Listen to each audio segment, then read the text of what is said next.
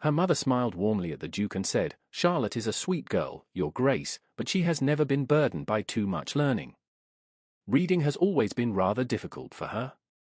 The lie settled over the drawing room as gently as falling snow. No one challenged it. No one even looked surprised. Charlotte Whitmore lowered her eyes to her teacup and said nothing. Across the room, Nathaniel Ashcroft, Duke of Ravenshire, merely inclined his head with polite indifference. To him, it was likely a meaningless piece of information offered during an ordinary afternoon call. To Charlotte, it was the latest stone added to a wall her mother had spent years building around her.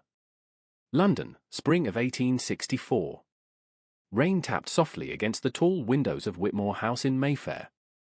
The grey afternoon light filtered through crystal chandeliers and reflected from polished silver trays carried by silent servants. A fire crackled in a marble hearth, casting a warm glow across the elegant drawing room where several distinguished guests had gathered for tea. Lady Margaret Whitmore presided over the occasion with practiced grace. At 48, she possessed the type of beauty that had sharpened rather than faded with age. Her chestnut hair remained fashionable. Her posture remained perfect. Her smile remained carefully measured. She knew precisely how to command a room without appearing to do so. Beside her sat Olivia Whitmore, her younger daughter and undeniable favorite. At 21, Olivia had inherited her mother's striking features and her talent for attracting attention. She laughed at the proper moments, tilted her head just so, and knew exactly how to make gentlemen feel clever. Charlotte sat several feet away near the window. The placement was not accidental. It never was. She occupied the chair furthest from the center of conversation, partially hidden behind a large arrangement of spring roses. Anyone glancing around the room might almost overlook her entirely. Charlotte preferred it that way. At least, she told herself she did. The truth was more complicated. She was 24 years old and had spent much of her life learning how to disappear. Not because she lacked intelligence. Not because she lacked confidence. But because every attempt to step forward had been quietly pushed back by the people closest to her. Olivia has always been exceptional with languages, Lady Margaret was saying proudly. She reads French with remarkable ease. Olivia offered a modest smile. Mamma exaggerates. Not at all. Lady Margaret turned toward the Duke. Last month she translated an entire letter from Paris. Charlotte looked down before anyone could notice the flicker of amusement in her eyes. The letter in question had contained less than a dozen sentences. Olivia had needed assistance with half of them. Nathaniel Ashcroft accepted the information with the calm courtesy expected of a man in his position. He was 34 years old. Tall. Broad-shouldered. Impeccably dressed in dark blue evening attire. There was nothing flamboyant about him. His reputation alone filled whatever space he entered. The Duke of Ravenshire was known throughout England for his discipline, intelligence, and relentless sense of responsibility. His estates were among the most prosperous in the country. His judgment was trusted by ministers, bankers, and noblemen alike. Charlotte had heard stories about him for years. She had expected arrogance. Instead, she saw something else. Observation.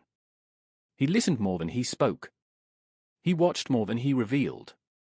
That made him dangerous in a way society often underestimated. And Charlotte asked Lady Winifred Hastings, one of the guests. Surely she must have talents of her own.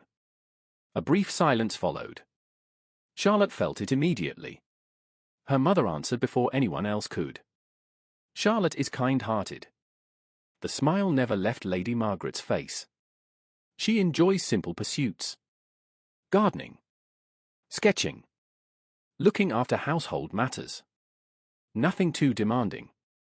Charlotte maintained her pleasant expression. Years of practice made it effortless. That sounds lovely, Lady Winifred replied. Do you paint? A little, Charlotte answered. She's being modest, Olivia interrupted brightly. Charlotte once spent an entire week drawing flowers. The remark sounded innocent. It was not. Several guests chuckled politely. Charlotte smiled as though she found it amusing too. Inside, however, something tightened. The conversation moved on. It always did. Yet she noticed something unexpected. Nathaniel Ashcroft was looking at her. Not openly. Not long enough to attract attention. Just briefly. Thoughtfully. As if he had noticed something beneath the surface of the exchange. Charlotte looked away first. Moments later, a servant entered carrying a silver tray. Fresh correspondence had arrived. Among the letters was a sealed packet delivered specifically for Lady Margaret.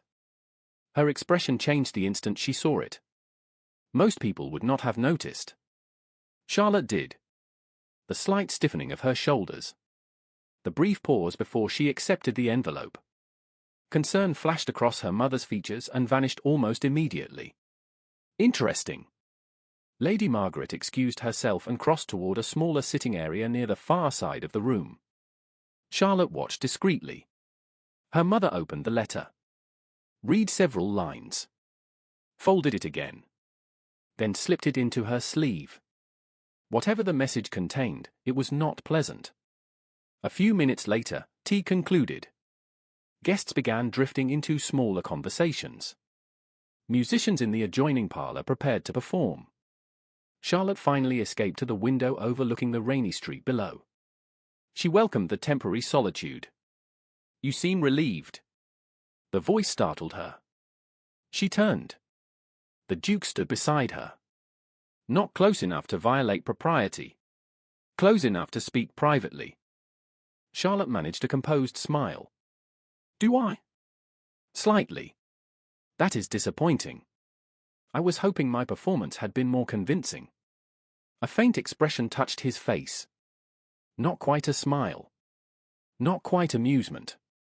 Performance. An afternoon of polite conversation requires endurance. "I cannot disagree." Charlotte glanced toward the gathering behind them. "That is a dangerous admission from a duke. Then perhaps you should keep it confidential." She laughed softly. The sound surprised even her. Nathaniel studied her for a moment. "Do you often hide near windows during social events?" "Only when there are no libraries available." The answer escaped before she could stop it. His eyebrow lifted slightly. "You enjoy reading." Charlotte nearly laughed at the irony. "Very much." For the first time, genuine curiosity appeared in his expression. Before he could respond, Olivia approached. "Your Grace." Her voice was warm and effortless.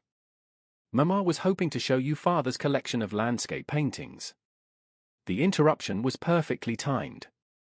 Charlotte recognized the strategy instantly. Olivia rarely left opportunities unattended. Nathaniel glanced toward Charlotte. Then toward Olivia. "Of course." He inclined his head politely and followed her. Charlotte remained by the window.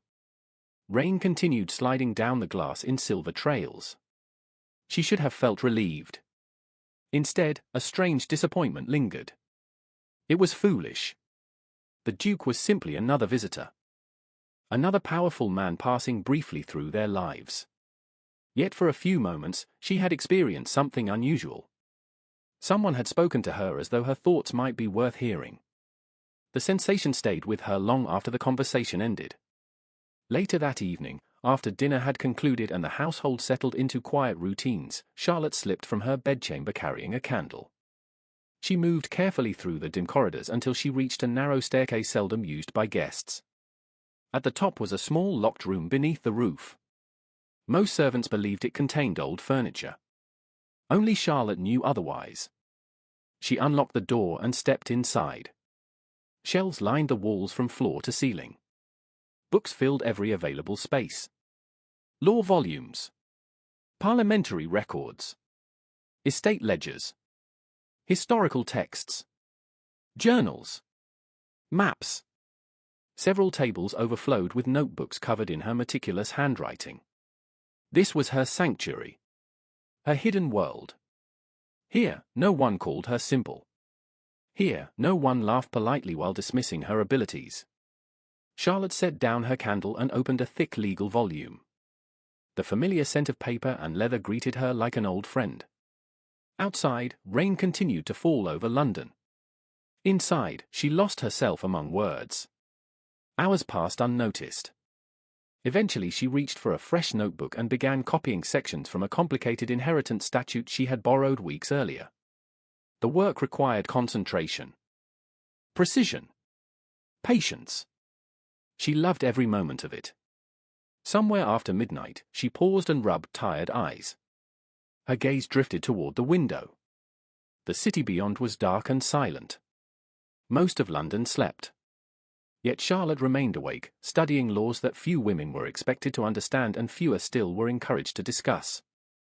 She thought briefly of the Duke, of his questions, of the way he had listened. Then she dismissed the memory and returned to her work.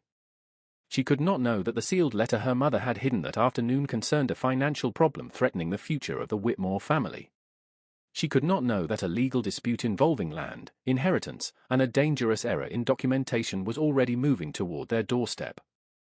And she certainly could not know that within days, the same Duke who had been told she could barely read would place a document before her that would change both of their lives forever. The following morning arrived beneath a pale grey sky that hung low over London like a blanket of mist. Charlotte Whitmore had been awake for nearly 3 hours before the rest of the household stirred. Dawn remained her favourite part of the day. During those quiet moments, before servants began moving through corridors and before her mother's expectation settled over the house, she could simply exist without performing a role. She sat alone in the breakfast room with a notebook open beside her untouched tea. Several pages were filled with observations copied from legal texts. Others contained her own thoughts written in a neat, disciplined hand. A small fire crackled nearby. Outside, carriage wheels rattled across damp cobblestones. Charlotte paused as she reviewed a complicated inheritance dispute she had been studying for weeks. The statute itself was not difficult. The challenge came from how often people misunderstood it. Lawyers argued over interpretations. Families spent years fighting over estates because a single sentence had been poorly drafted decades earlier. She found the subject fascinating. Most women of her acquaintance would have considered such reading unbearably dull. Charlotte considered it endlessly entertaining. The sound of footsteps approaching interrupted her concentration. She quickly closed the notebook. A moment later, her father entered the room. Edward Whitmore looked older than his 56 years. His hair had thinned noticeably during the past decade. Deep lines marked his face. Once he had possessed the confidence of a prosperous gentleman managing substantial family interests. Recently, however, something seemed diminished in him. Worry lingered in his expression even during ordinary conversations. "Good morning, Charlotte." "Good morning, father." He smiled faintly and settled into the chair opposite her. "You are up early." "I could say the same about you." Unfortunately, responsibility rarely sleeps. His attempt at humor fell flat. Charlotte noticed the dark circles beneath his eyes. "Is something troubling you?" she asked gently. For a moment he appeared tempted to answer honestly. Then caution returned. "Nothing that need concern you." Charlotte lowered her gaze. She had heard that phrase countless times throughout her life. Nothing that need concern you. Nothing that requires your attention. Nothing that you would understand. The irony never failed to sting. Edward reached for the morning paper. "The Duke of Ravenshire is expected to visit again this afternoon." Charlotte's fingers tightened slightly around her teacup. "Is he?" "Business regarding several neighboring properties." Edward folded the newspaper. "A fortunate opportunity. His Grace possesses considerable influence." Charlotte nodded. "Indeed." Her father hesitated. "Lady Margaret is eager to make a favorable impression." That, Charlotte thought, was hardly surprising. Few families ignored opportunities to strengthen connections with one of England's most powerful dukes. Especially not families experiencing difficulties they preferred to keep hidden. Before she could reply, the door opened and Lady Margaret entered with Olivia close behind. The atmosphere in the room changed immediately. It always did. Lady Margaret possessed a talent for directing attention without raising her voice. "There you are, Edward. I have been looking for you. Good morning." "Good morning." She accepted a cup of tea from a waiting servant. "The Duke will arrive at 2 o'clock. Everything must be prepared properly." Edward nodded. Of course. Lady Margaret turned toward Charlotte. You will join us this afternoon. Charlotte blinked. I had assumed Olivia would be entertaining the guests. Olivia will. The answer came immediately. Nevertheless, your presence is expected. Charlotte recognized the hidden meaning. Be present. Be pleasant. Say little. She offered a polite smile. Naturally. Olivia settled gracefully into her chair. I understand the Duke recently purchased additional land in Hampshire. So I have heard, Charlotte replied. An excellent decision. The area has great potential. Olivia looked mildly surprised. You know something about land management? Lady Margaret answered before Charlotte could speak. Not really. Charlotte simply reads whatever happens to fall into her hands. The remark sounded harmless. It was not. Edward shifted uncomfortably. Charlotte maintained her composure. A dangerous habit. Quite.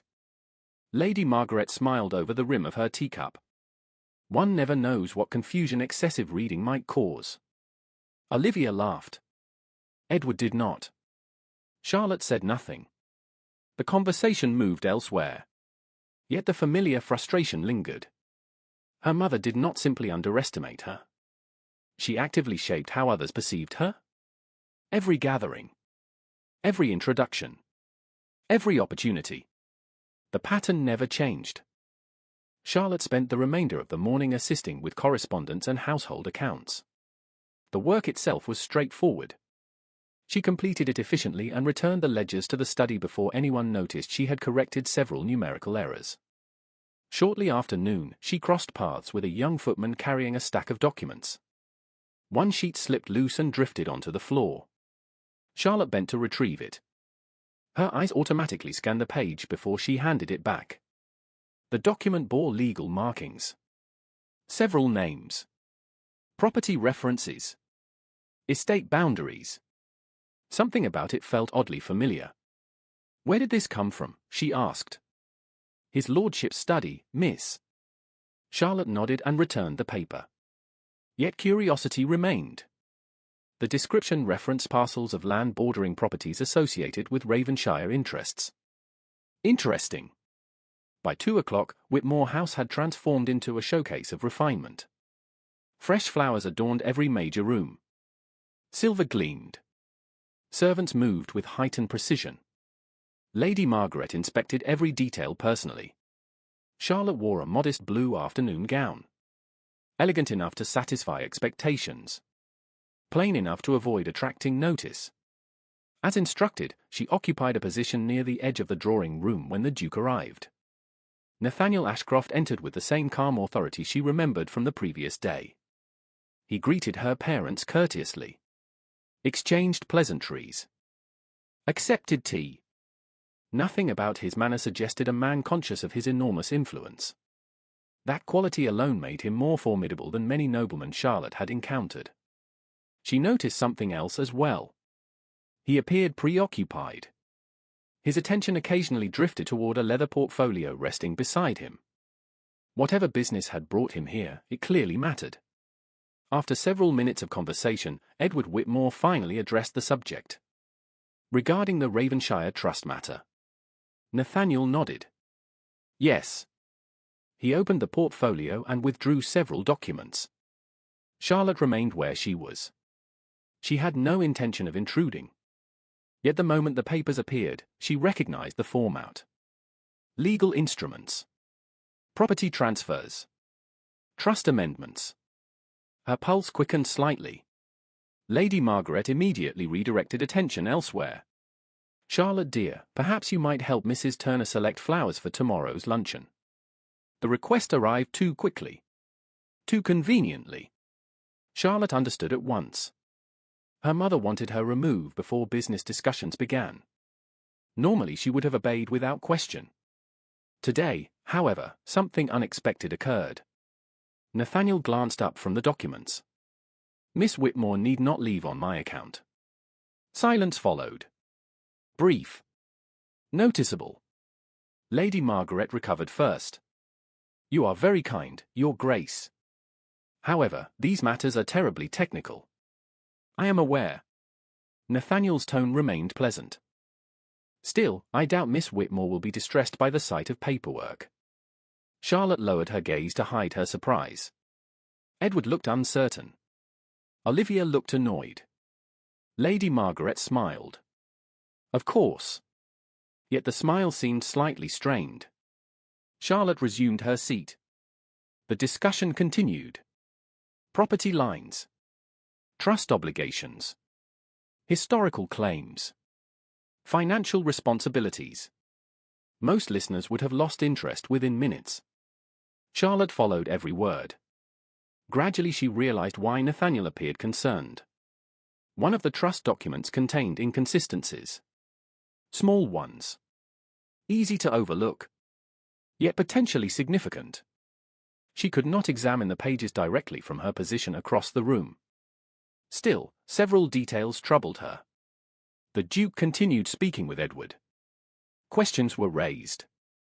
Answers exchanged. Lady Margaret occasionally attempted to steer conversation elsewhere. Nathaniel always returned to the subject. An hour passed. Eventually tea concluded. The documents disappeared back into the portfolio. Business would continue at a later meeting. Nathaniel rose to depart. As farewells were exchanged, he unexpectedly approached Charlotte. Miss Whitmore. Your Grace. I hope your reading material has improved since yesterday. The remark caught her off guard. Amusement flickered in his eyes. Genuine amusement. Charlotte found herself smiling. That depends entirely upon one's standards. And yours are high. Unreasonably so. An unfortunate burden. A lifelong affliction. For the first time, a visible smile appeared. It transformed his face completely. Not dramatically. Just enough to reveal warmth hidden beneath restraint. Then the moment ended. Good afternoon, Miss Whitmore. Good afternoon, Your Grace. He departed moments later. The sound of the front door closing echoed faintly through the house. Charlotte watched through the window as his carriage disappeared down the street. You seemed very comfortable speaking with His Grace. Lady Margaret's voice interrupted her thoughts. Charlotte turned. Her mother's expression remained pleasant. Too pleasant. We discussed books. Did you? Briefly. Lady Margaret studied her for several seconds. I trust you remember your position. The words were quiet. Precise. Familiar. Charlotte met her gaze. I do. Good. Lady Margaret smiled once more and left the room. Charlotte remained standing beside the window long after everyone else had gone. Her mother's warning was not new. Yet today it felt different. Because for the first time in years, someone outside her family had begun to notice contradictions. Someone intelligent. Observant. Difficult to deceive. And somewhere within the Duke's portfolio rested a collection of documents that troubled her more the longer she thought about them. She could not explain why. She only knew one thing with certainty. The next time those papers appeared before her, she intended to examine them closely. Very closely. 3 days later, London awoke beneath brilliant sunshine for the first time in nearly a week. Golden light spilled across Mayfair rooftops and transformed the city into something brighter and more hopeful than the grey world Charlotte Whitmore had watched from her window only days before. Yet despite the pleasant weather, tension lingered inside Whitmore House. It appeared in small ways. A servant carrying messages more frequently than usual. Her father spending long hours behind closed study doors. Her mother receiving visitors she would not identify. Individually, none of these details seemed remarkable. Together, they formed a pattern Charlotte could not ignore. She sat in the library shortly after 10 o'clock, reviewing a collection of estate records she had quietly borrowed from a neglected shelf. Most members of the household assumed she spent her mornings reading poetry or sketching landscapes. No one paid attention to the title she selected. That lack of attention had become one of her greatest advantages. She turned another page and paused. The handwriting looked familiar. Very familiar. Her eyes narrowed. Several references matched details she had overheard during the Duke's recent visit. The same trust. The same neighboring properties.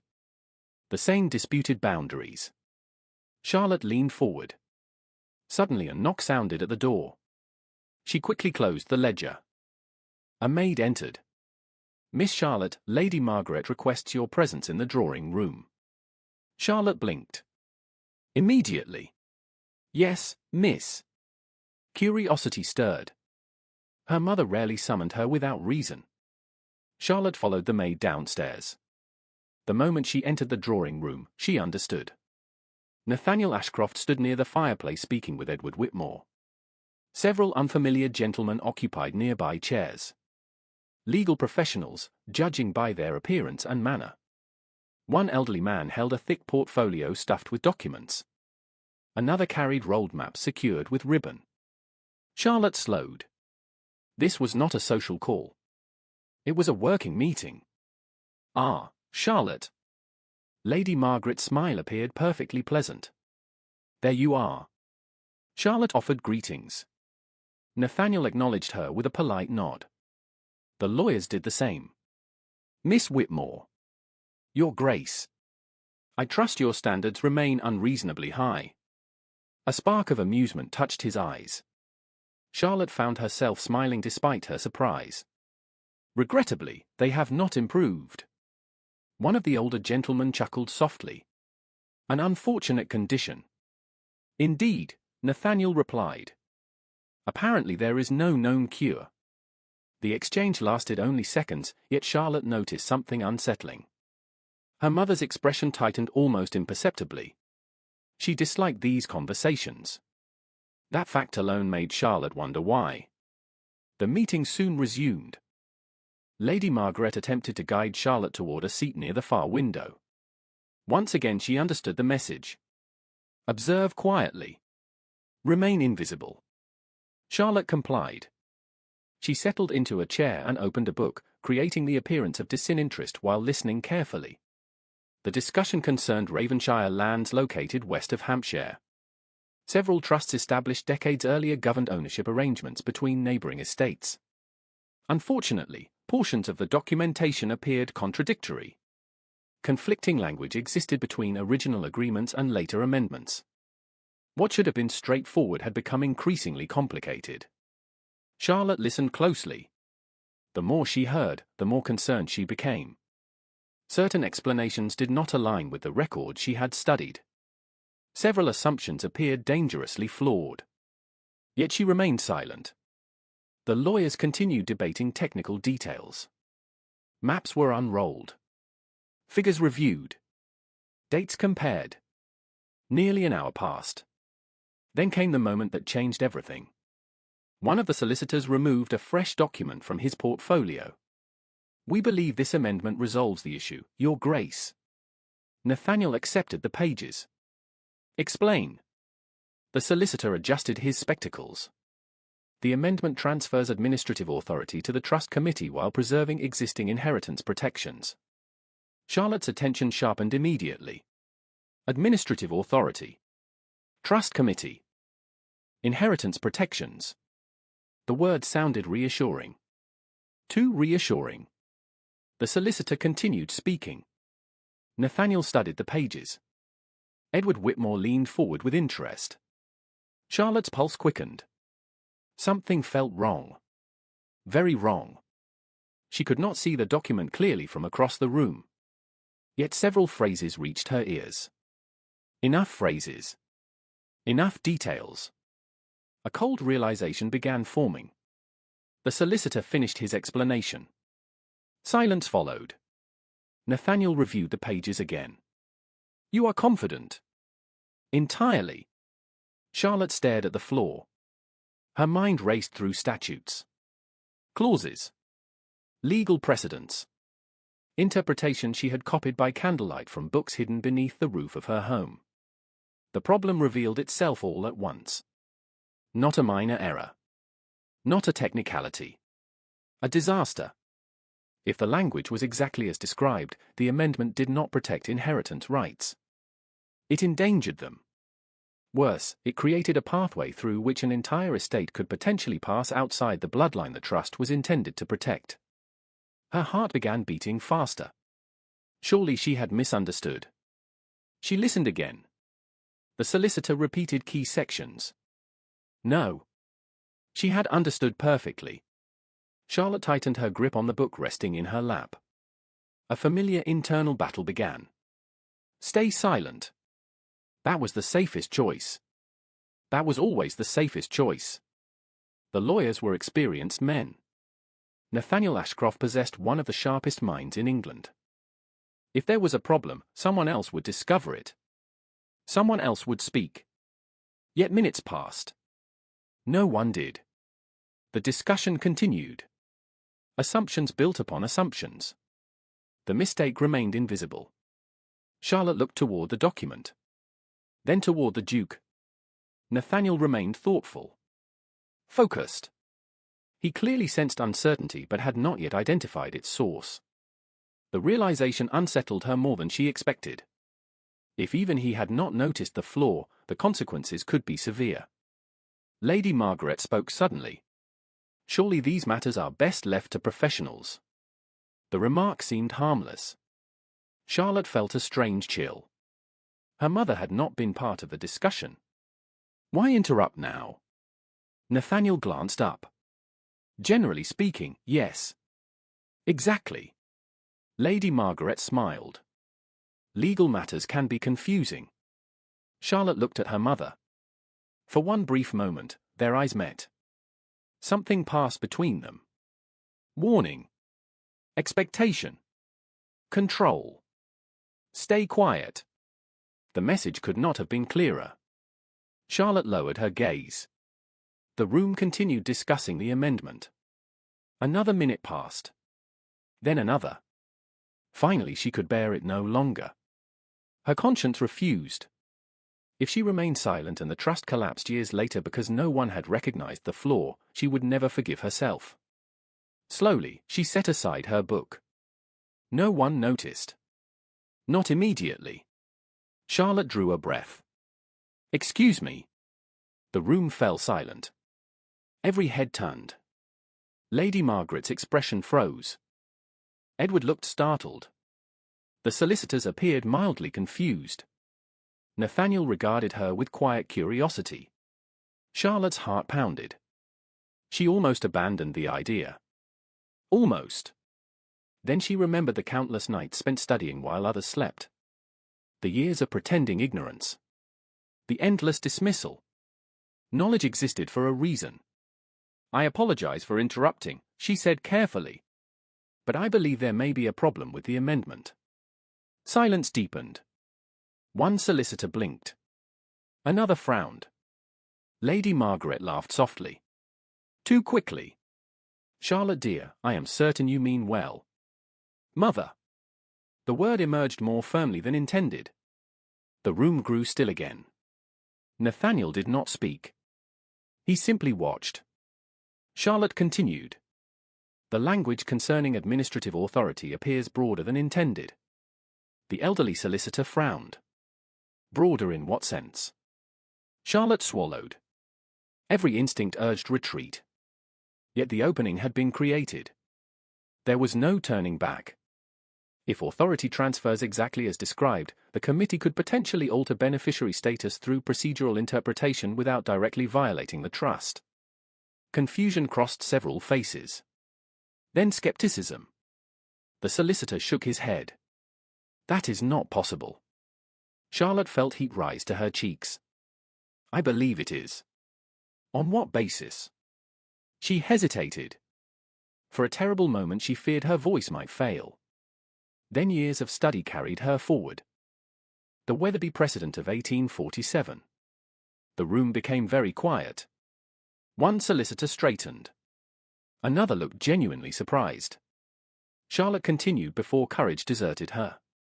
The court determined that administrative authority could indirectly affect beneficiary outcomes when trust language lacked explicit restrictions. Similar wording appears here. No one laughed. No one interrupted. Nathaniel's attention sharpened noticeably. Show me. Charlotte stared. Your Grace. He extended the document toward her. Show me the section. A strange hush settled over the room. Lady Margaret looked horrified. Olivia, who had entered unnoticed several minutes earlier, appeared equally stunned. Charlotte rose slowly. Every eye followed her as she crossed the room. She accepted the pages with careful hands. Her pulse thundered in her ears. For years she had hidden in plain sight. For years people had spoken around her rather than to her. Now she stood beside the most powerful man in the room holding a legal document that several trained professionals had already approved. Charlotte located the clause immediately. Here. Nathaniel leaned closer. Not close enough to breach propriety. Close enough to read. Explain. Charlotte pointed to a specific line. The amendment grants discretionary administrative review authority without defining limits. The solicitor opened his mouth. She continued before he could interrupt. If circumstances change, future committees could reinterpret eligibility standards. The original inheritance protections become vulnerable. Nathaniel studied the language. His expression changed. Slightly. Yet unmistakably. He saw it. The realization traveled across the room like a silent shockwave. One solicitor reached for the document. Another adjusted his spectacles and reread the clause. 30 seconds passed. Then 60. Finally the elderly lawyer exhaled slowly.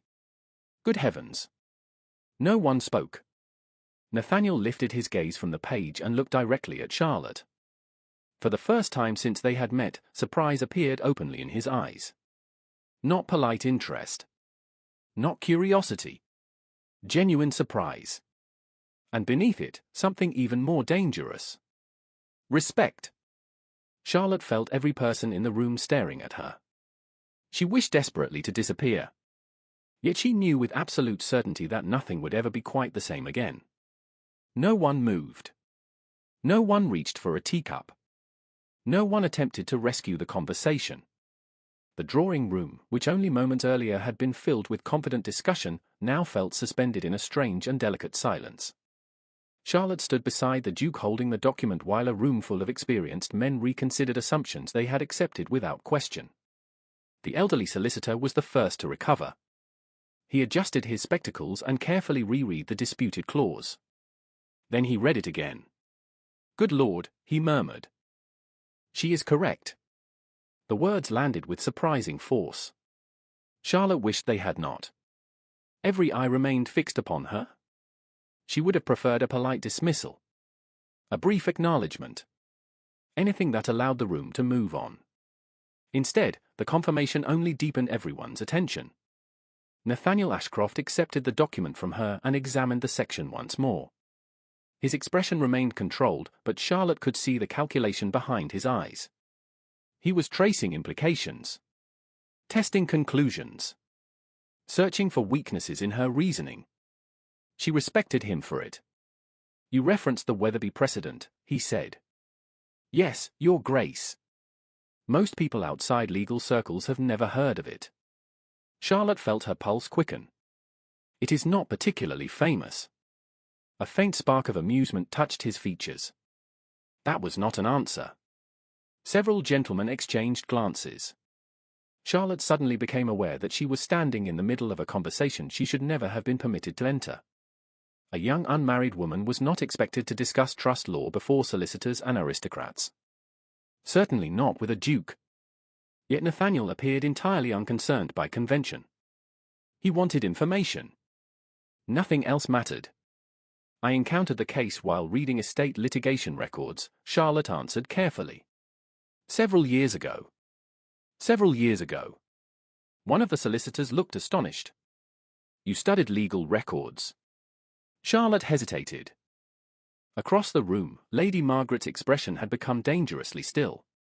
Only out of personal interest, Charlotte replied. The solicitor stared at her. Miss Whitmore, I have practiced law for 30 years and forgotten half the cases I once studied. Yet you recalled a precedent from nearly 2 decades ago. Charlotte wished the carpet would open beneath her feet. Instead, she offered the only answer available. It seemed important. The elderly solicitor laughed softly. Apparently it was. Nathaniel closed the document. Gentlemen, let us proceed under the assumption that the amendment requires revision. No one objected. The authority in his voice settled the matter instantly. The discussion resumed, but the atmosphere had changed. Every few minutes someone glanced toward Charlotte. At first she attempted to retreat quietly to her seat. Nathaniel stopped her without intending to. Miss Whitmore. She paused. Yes, Your Grace. If you have identified one issue, I would appreciate knowing whether you see any others. The room fell silent again. Charlotte stared. Surely he could not be serious. One solicitor appeared mildly offended. Another looked intrigued. Edward Whitmore looked as though he could not decide whether to be proud or alarmed. Lady Margaret looked neither. She looked trapped. I would not wish to intrude, Charlotte said carefully. You would not be intruding. Nathaniel's tone remained calm. You would be assisting. The distinction mattered. More than he realized. Charlotte slowly returned to the table. The next hour unfolded unlike anything she had ever experienced. Maps spread across polished wood. Documents changed hands. Questions arose. Occasionally someone asked for Charlotte's opinion. At first she answered cautiously. Then more confidently. Not because she sought attention, but because the work itself fascinated her.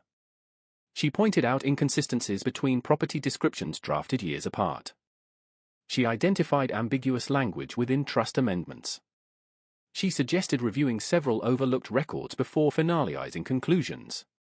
Each observation generated further discussion. Not every suggestion proved correct. Nathaniel challenged her more than once. So did the solicitors. Yet she welcomed disagreement. Facts mattered more than pride. Gradually skepticism faded. Respect replaced it. By late afternoon, even the most doubtful solicitor had begun consulting her directly. Miss Whitmore, would you examine this section? Miss Whitmore, what do you make of this date discrepancy?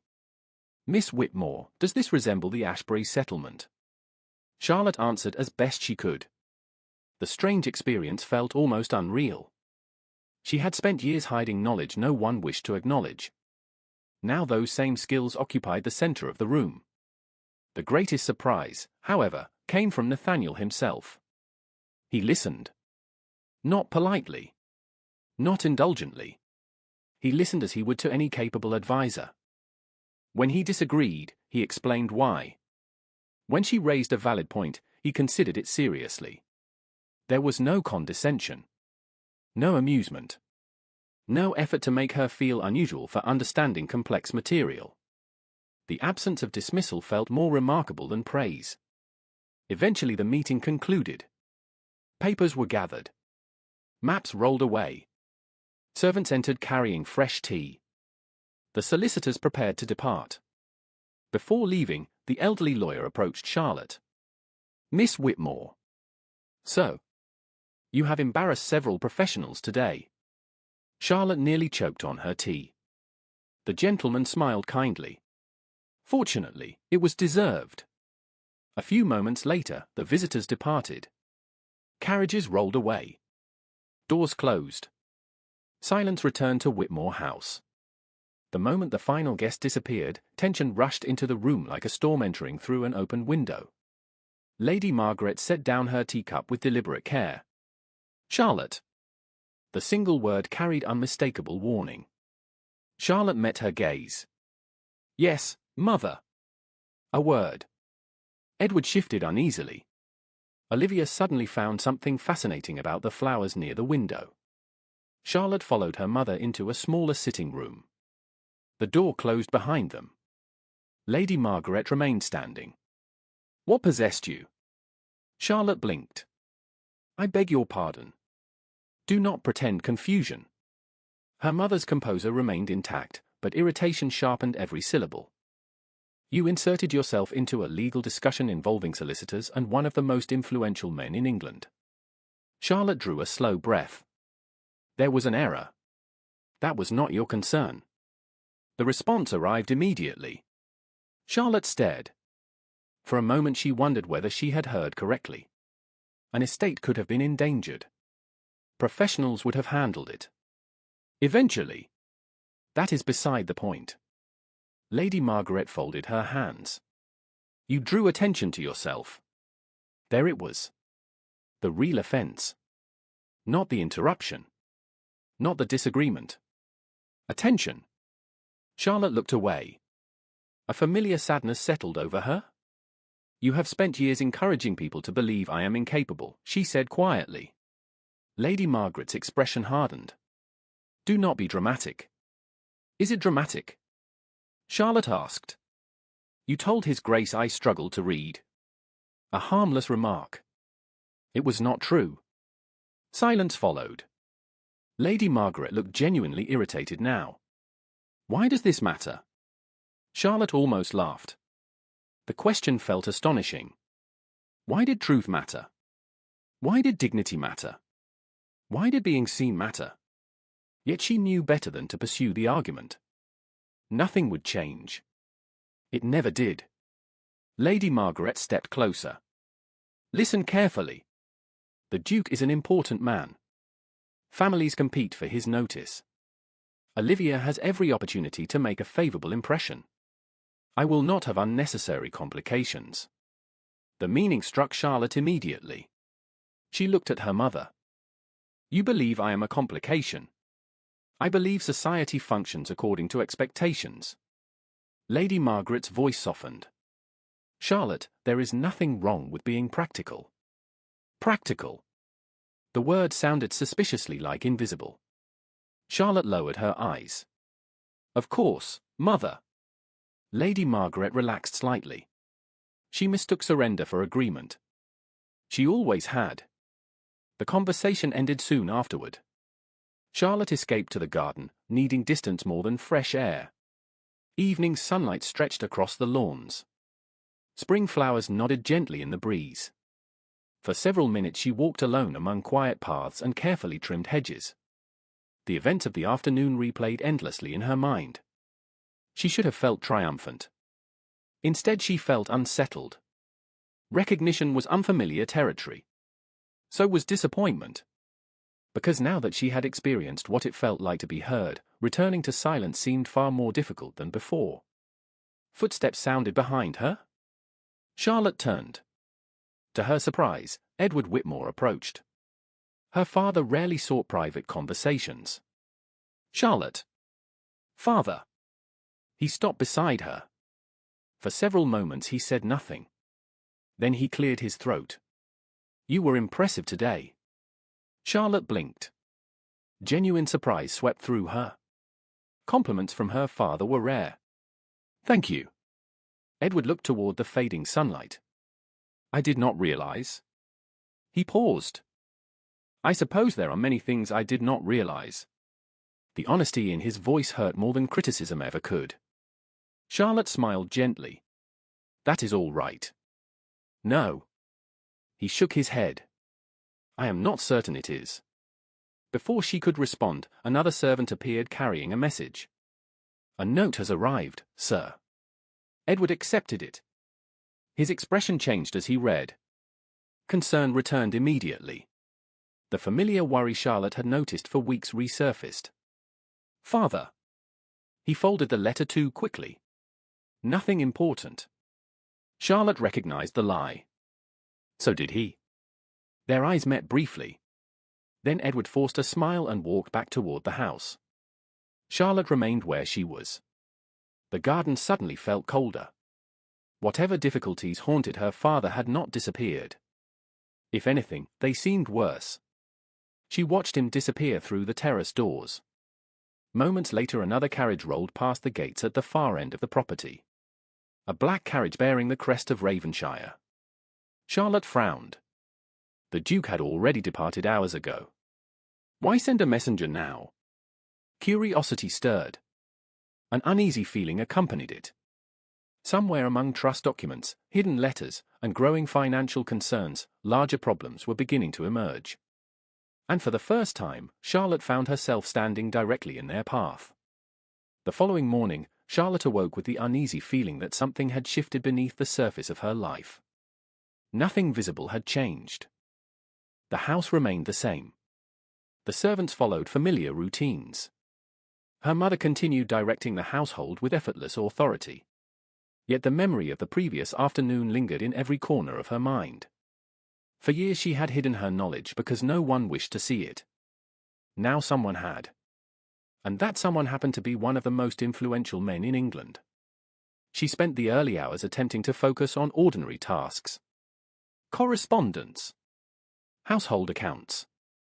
A review of inventory records requested by the housekeeper. Normally such work helped settle her thoughts. Today it did not.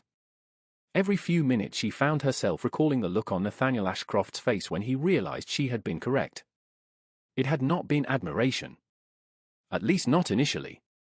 It had been surprise. Genuine surprise. Followed by careful reassessment. Charlotte suspected the second reaction mattered far more than the first. Shortly before noon, she was organizing account books in the morning room when a servant appeared at the door. "Miss Charlotte." "Yes?" "A message has arrived from Ravenshire House." Charlotte looked up sharply. "For father?" "No, miss." "For you." Her pulse stumbled. "For me?" The footman stepped forward and presented a sealed envelope. The Ravenshire crest stood prominently upon the wax seal. Charlotte stared at it for several seconds before accepting it. Messages from dukes did not arrive for women like her? Certainly not for women her mother insisted were incapable of understanding serious matters. The servant withdrew. Charlotte remained seated, staring at the envelope. Finally she broke the seal. The note inside was brief. "Miss Whitmore, I would appreciate your assistance regarding several trust documents discussed during our recent meeting. If convenient, I invite you to review the materials tomorrow afternoon at Ravenshire House. Your observations may prove valuable. Respectfully, Nathaniel Ashcroft, Duke of Ravenshire." Charlotte read the message twice. Then a third time. She was still holding it when the door opened. Lady Margaret entered. The moment she noticed the letter, her eyes sharpened. "What is that?" Charlotte folded the note. "A message." "From whom?" There was no point avoiding the answer. "The Duke." Silence followed. Brief. Dangerous. Lady Margaret extended her hand. "Let me see it." Charlotte hesitated. Then passed over the note. Her mother read it. The color slowly drained from her face. "This is inappropriate." Charlotte blinked. "How?" "A private invitation. To review trust documents." "That is not the point." Lady Margaret folded the letter with precise movements. "Why would His Grace seek your assistance?" Charlotte knew better than to answer honestly. Because he values competence more than appearances. Because he listened. Because he noticed what others ignored. Instead she said, "You would have to ask him." Lady Margaret's jaw tightened. "I intend to." That evening, tension spread through the household like smoke. Olivia appeared unusually quiet during dinner. Edward Whitmore seemed distracted. Lady Margaret remained composed, yet Charlotte recognized the signs of irritation hidden beneath her elegance. Several times she caught her mother studying her with a mixture of confusion and concern. As though Charlotte had suddenly become someone unfamiliar. After dinner, Edward requested a private conversation with his wife. Their voices drifted faintly from the study. Charlotte could not distinguish words. She did not need to. The disagreement was obvious. Later that night, she climbed the narrow staircase to her hidden library beneath the roof. Books surrounded her. Familiar. Reliable. Honest.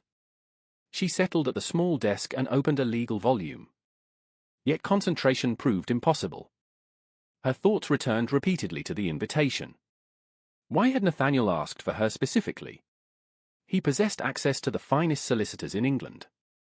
Entire firms existed to handle matters like these. He did not need assistance from an overlooked gentleman's daughter hidden in a Mayfair drawing room. Unless he genuinely valued her perspective. The possibility felt both exhilarating and terrifying. The next afternoon arrived bright and unusually warm. A carriage from Ravenshire House arrived precisely at 2 o'clock. Charlotte descended the staircase prepared for departure. Her gown was simple but elegant. Dark blue silk. Minimal jewelry. Nothing that might attract attention. Lady Margaret waited near the entrance hall. "Remember yourself." Charlotte paused. "Mother. You are there to observe. Nothing more." Charlotte looked at her calmly. "I was invited to assist. Do not mistake courtesy for significance." The words stung more than they should have. Yet before Charlotte could respond, the front doors opened. The waiting carriage stood beyond. She inclined her head politely. "Good afternoon, Mother." Then she departed. The journey to Ravenshire House lasted less than 20 minutes. Charlotte spent most of it watching London pass beyond the carriage windows. Shops bustled. Gentlemen hurried along sidewalks. Delivery wagons crowded the streets. Life continued exactly as it always had. Yet she felt as though she were travelling toward something unknown. Ravenshire House stood among the grandest residences in Mayfair. Elegant stonework. Immaculate gardens. Tall windows reflecting afternoon sunlight. Everything conveyed quiet power rather than extravagant display. A butler greeted her at the entrance and escorted her through a series of beautifully appointed rooms. Finally, they reached a library unlike any Charlotte had ever seen. Floor-to-ceiling shelves stretched across 2 stories. Richwood paneling gleamed in the afternoon light. Hundreds upon hundreds of volumes filled the room. Charlotte stopped walking. For a moment she simply stared. Most people react the same way. Nathaniel's voice came from across the room. Charlotte turned. He stood beside a large table covered in documents. Amusement flickered in his eyes. "I apologize," she said. "Do not." He glanced around the library. "I have been doing exactly the same thing since childhood." Charlotte smiled despite herself. "Then perhaps there is hope for me." "There is certainly hope for anyone who appreciates books." He gestured toward the table. "Thank you for coming. Thank you for inviting me." Nathaniel motioned toward several chairs. "Please sit." Charlotte obeyed. Documents lay arranged in careful stacks. Maps occupied one corner. Several ledgers occupied another.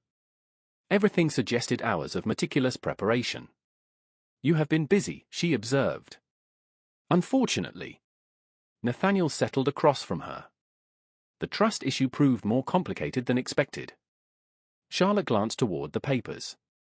Did the amendment require revision? Substantial revision. His expression turned thoughtful. Several solicitors remain annoyed by that fact. Charlotte looked down quickly. "I did not intend to embarrass anyone." "Yet you succeeded magnificently." The remark carried enough humor to make her laugh. Nathaniel smiled briefly. Then his expression grew serious. "Miss Whitmore." "Yes?" "May I ask you a question?" "Of course." He folded his hands. "Where did you learn all of this?" Charlotte froze. There it was. The question she had been expecting since the moment she spoke in the drawing room. For several seconds she searched for a safe answer. None existed.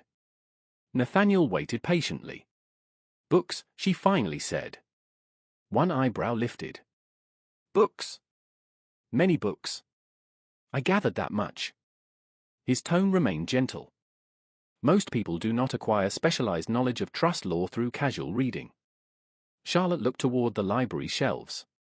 "Perhaps not." "Then how?" She hesitated. Old habits urged caution. Yet something about Nathaniel made dishonesty difficult. "My grandfather maintained a substantial collection. Legal texts. Among other things." Nathaniel nodded for her to continue. Charlotte drew a slow breath. "When I was 13, I discovered several volumes discussing estate disputes. I found them interesting. At 13. I was an unusual child." Clearly. Amusement returned to his eyes. Charlotte found herself smiling. One book led to another. Then another. Eventually I began copying sections into notebooks. Nathaniel studied her carefully. For 11 years. Approximately. Silence followed. Not uncomfortable silence. Thoughtful silence. Finally Nathaniel leaned back in his chair. And your family knows. Charlotte looked away. That alone answered the question. Understanding appeared immediately. They do not. They know I enjoy reading. That is not what I asked. Charlotte remained quiet. Nathaniel considered her for several moments. Why would anyone conceal such ability? The question sounded genuine. Not accusatory. Genuine confusion. Charlotte wished she could answer it. She wished she understood it herself. Perhaps some talents are less welcome than others. Nathaniel frowned slightly. That seems an extraordinary waste. The simple statement struck her more deeply than he intended. Extraordinary waste. No one had ever described her situation that way before. Most people accepted it without question. Nathaniel did not. The realization lingered between them. Then a knock sounded at the library door. A servant entered carrying additional records. Nathaniel accepted them and glanced through the contents. His expression darkened slightly. Interesting. What is it? Charlotte asked. He handed her a document. Another inconsistency. She examined the page. Her eyes widened. The figures did not align with previous records. Not even remotely. Charlotte looked up. Nathaniel was already watching her. You see it too. It was not a question. It was certainty. And for the first time in her life, Charlotte realized someone expected her intelligence rather than doubted it. The feeling was far more dangerous than admiration. Because once a person experienced being truly seen, it became impossible to return comfortably to the shadows. Charlotte stared at the figures for several seconds before speaking. The discrepancy was impossible to ignore. Two separate records described the same parcel of land. Yet the reported income differed by an amount large enough to alter the trust's financial obligations significantly. This cannot be an ordinary accounting error, she said quietly. Nathaniel nodded. That was my conclusion as well. Charlotte reviewed the page again. The handwriting matched. The dates aligned. The signatures appeared legitimate. Yet the numbers themselves told conflicting stories. How many documents contain inconsistencies like this? She asked. Nathaniel leaned back in his chair. More than I would prefer. How many? 7 so far. Charlotte looked up sharply. 7 was not a coincidence. 7 suggested a pattern. Nathaniel watched her expression carefully. You see why I asked for your assistance. Someone reviewing these records casually might overlook them. Precisely. Charlotte lowered her gaze to the papers. The room seemed unusually quiet. Sunlight filtered through tall windows. Dust drifted lazily through golden beams. Somewhere beyond the library walls, servants moved through the vast house. Yet inside the room, everything narrowed to documents, questions, and possibilities. When did you first suspect something was wrong? She asked. Nathaniel considered the question. Several months ago.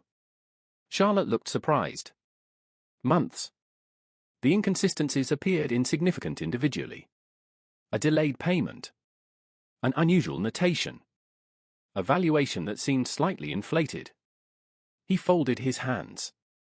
Unfortunately, small irregularities have a habit of becoming larger ones. Charlotte smiled faintly. That sounds like experience speaking.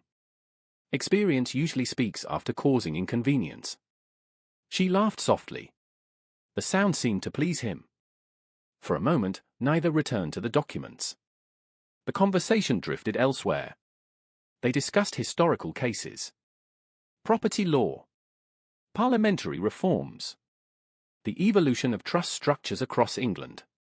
Charlotte forgot herself completely. She forgot caution. She forgot her mother's warnings. Most of all, she forgot the habit of measuring every word before speaking. Nathaniel never treated her knowledge as unusual. He treated it as useful. The distinction changed everything. Hours passed with surprising speed. Eventually a servant arrived carrying a tray of tea and light refreshments. Nathaniel thanked him and moved several documents aside to make space. "We should probably eat before one of us forgets entirely." Charlotte glanced toward the clock and blinked. It was already late afternoon. Good heavens. Exactly my reaction. He poured tea for both of them. The simple gesture felt oddly intimate despite its complete propriety. Not because of the action itself. Because no one had ever shared intellectual companionship with her before. Most conversations in her life revolved around weather, etiquette, marriages, or social obligations. This was different. Nathaniel handed her a cup. "May I ask another question?" Charlotte smiled cautiously. "That depends on the question." "Fair enough." He settled into his chair. "Where did you find access to legal records detailed enough to learn trust law at this level?" Charlotte hesitated. Then she realized the truth was not particularly scandalous. Merely unconventional. Several years ago, I discovered a retired barrister donated portions of his library to a reading society near Bloomsbury. Nathaniel's eyebrows lifted. "You traveled there alone?" "Not entirely alone. A maid accompanied me. Repeatedly. Every week for nearly 3 years." Genuine surprise crossed his face. 3 years? Charlotte nodded. "The caretaker eventually allowed me access to additional materials stored in the archives." Nathaniel stared at her. Then he began laughing. Not loudly. Not mockingly. Pure amusement. Charlotte blinked. "What?" "Nothing." He shook his head. "I was simply imagining the expressions of every solicitor in London if they knew they had been unknowingly challenged by a young woman studying in a reading archive." Charlotte could not help laughing as well. "I doubt they would approve. I suspect they would be horrified." The shared amusement lingered longer than either expected. Eventually the conversation resumed. Yet something subtle had changed. The distance between Duke and gentleman's daughter remained.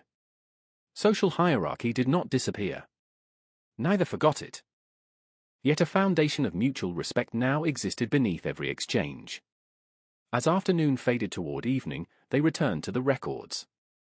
Charlotte examined ledgers while Nathaniel compared trust amendments against older estate documents. More inconsistencies emerged. Some involved valuations. Others involved procedural approvals. None proved conclusive alone. Together, however, they formed an increasingly troubling picture. Near sunset, Charlotte closed a ledger and frowned. "Your Grace." Nathaniel looked up immediately. "What is it?" She turned the book toward him. "This signature." He studied the page. "Yes?" "It appears 3 times across separate records." "That is not unusual." "No." Charlotte tapped the page gently. "But the handwriting changes." Nathaniel leaned forward. Silence settled between them. He examined each example carefully. Then another. Then a third. His expression darkened. "You are correct." Charlotte felt a chill. "The signatures are similar. Not identical. One hand imitates another." Nathaniel's voice remained calm, though she sensed tension beneath the surface. He reached for additional files. Several minutes later, he found 2 more examples. The same issue appeared again. Charlotte sat back slowly. Someone altered records. Nathaniel remained silent. The conclusion hung between them. Neither wanted to voice it fully. Not yet. Because once spoken aloud, it would transform uncertainty into accusation. Finally Nathaniel exhaled. At minimum, someone was careless. Charlotte met his gaze. And at maximum. He looked toward the growing stack of questionable documents. At maximum, someone benefited from confusion. The answer unsettled her. Yet it also explained far too much. The inconsistent figures. The amended language. The unusual valuations. None of it seemed random anymore. Outside the windows, evening shadows lengthened across the city. The library gradually darkened. Servants entered to light lamps. Warm golden light filled the room. Nathaniel closed the ledger and stood. That is enough for today. Charlotte glanced toward the piles of records. We barely examined half of them. Which means they will still be here tomorrow. He offered a faint smile. Unlike your patience, which I suspect has limits. Charlotte rose as well. That remains unproven. Everything eventually becomes proven. His eyes held hers for a brief moment. The remark carried an unexpected warmth. Charlotte looked away first. The butler appeared shortly afterward to announce that her carriage was ready. Nathaniel escorted her toward the entrance hall. The journey through Ravenshire House felt shorter than before. Perhaps because conversation continued naturally. They discussed books, history, architecture, small topics, comfortable topics. Yet beneath every exchange remained the unspoken awareness that they had accomplished something unusual together. At the entrance, the evening air drifted through the open doors. Charlotte prepared to step into the waiting carriage. Miss Whitmore. She turned. Nathaniel stood beneath the glow of the entry lanterns. Thank you. The words were simple. Entirely sincere. Charlotte felt unexpectedly moved. For what? For helping me see what others missed. She smiled gently. You would have found it eventually. Nathaniel shook his head. Perhaps. His gaze remained steady. But not soon enough. For a moment neither spoke. Then Charlotte inclined her head. Good evening, Your Grace. Good evening, Miss Whitmore. The carriage departed moments later. Charlotte watched Ravenshire House disappear behind them as they travelled through the evening streets of London. She should have been exhausted. Instead, her thoughts raced.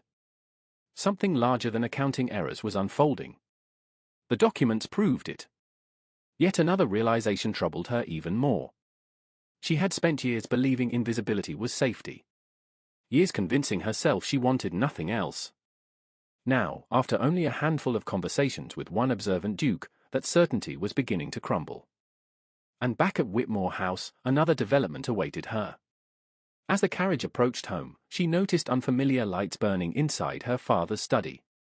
Multiple lamps. Multiple silhouettes moving behind the curtains. Visitors. Important visitors. At this hour. Charlotte's unease returned immediately. Whatever burden Edward Whitmore had been hiding was growing heavier. And increasingly, it seemed connected to secrets that were no longer willing to remain hidden. Charlotte barely stepped through the front doors before she sensed something was wrong. The atmosphere inside Whitmore House felt unusually strained. Servants moved quietly. Conversation stopped when she entered a room. Even the air seemed heavier. She removed her gloves and handed them to a maid. Who is with father? The maid hesitated. Mr. Carlyle, Miss. And Mr. Benton. Charlotte recognized both names immediately. Neither man visited socially. They were financial advisors. Her unease deepened. She climbed the staircase toward the family wing but slowed as she passed the study. Voices drifted through the closed door. Her father's voice sounded tired. Another voice sounded firm. Impatient. The extension cannot continue indefinitely. Charlotte froze. I understand. That was Edward Whitmore. Then additional guarantees will be necessary. Silence followed. Charlotte moved away before she could hear more. She did not believe in eavesdropping. Yet what little she had heard confirmed her growing suspicion. Something serious threatened the family's finances. That evening, dinner proved unusually uncomfortable. Edward spoke little. Olivia attempted several cheerful observations that fell flat. Lady Margaret maintained perfect composure, though Charlotte noticed the tension hidden beneath it.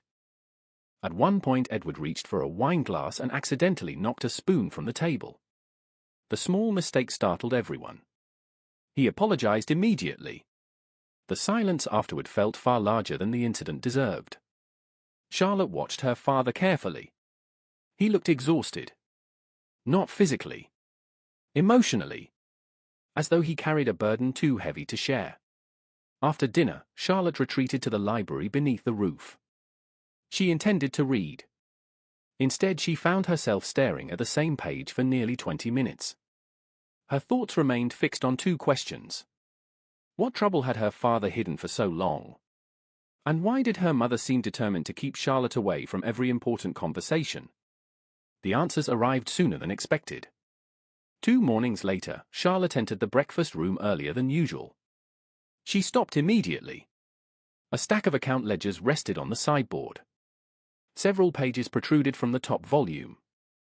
Most people would have walked past without noticing. Charlotte did not.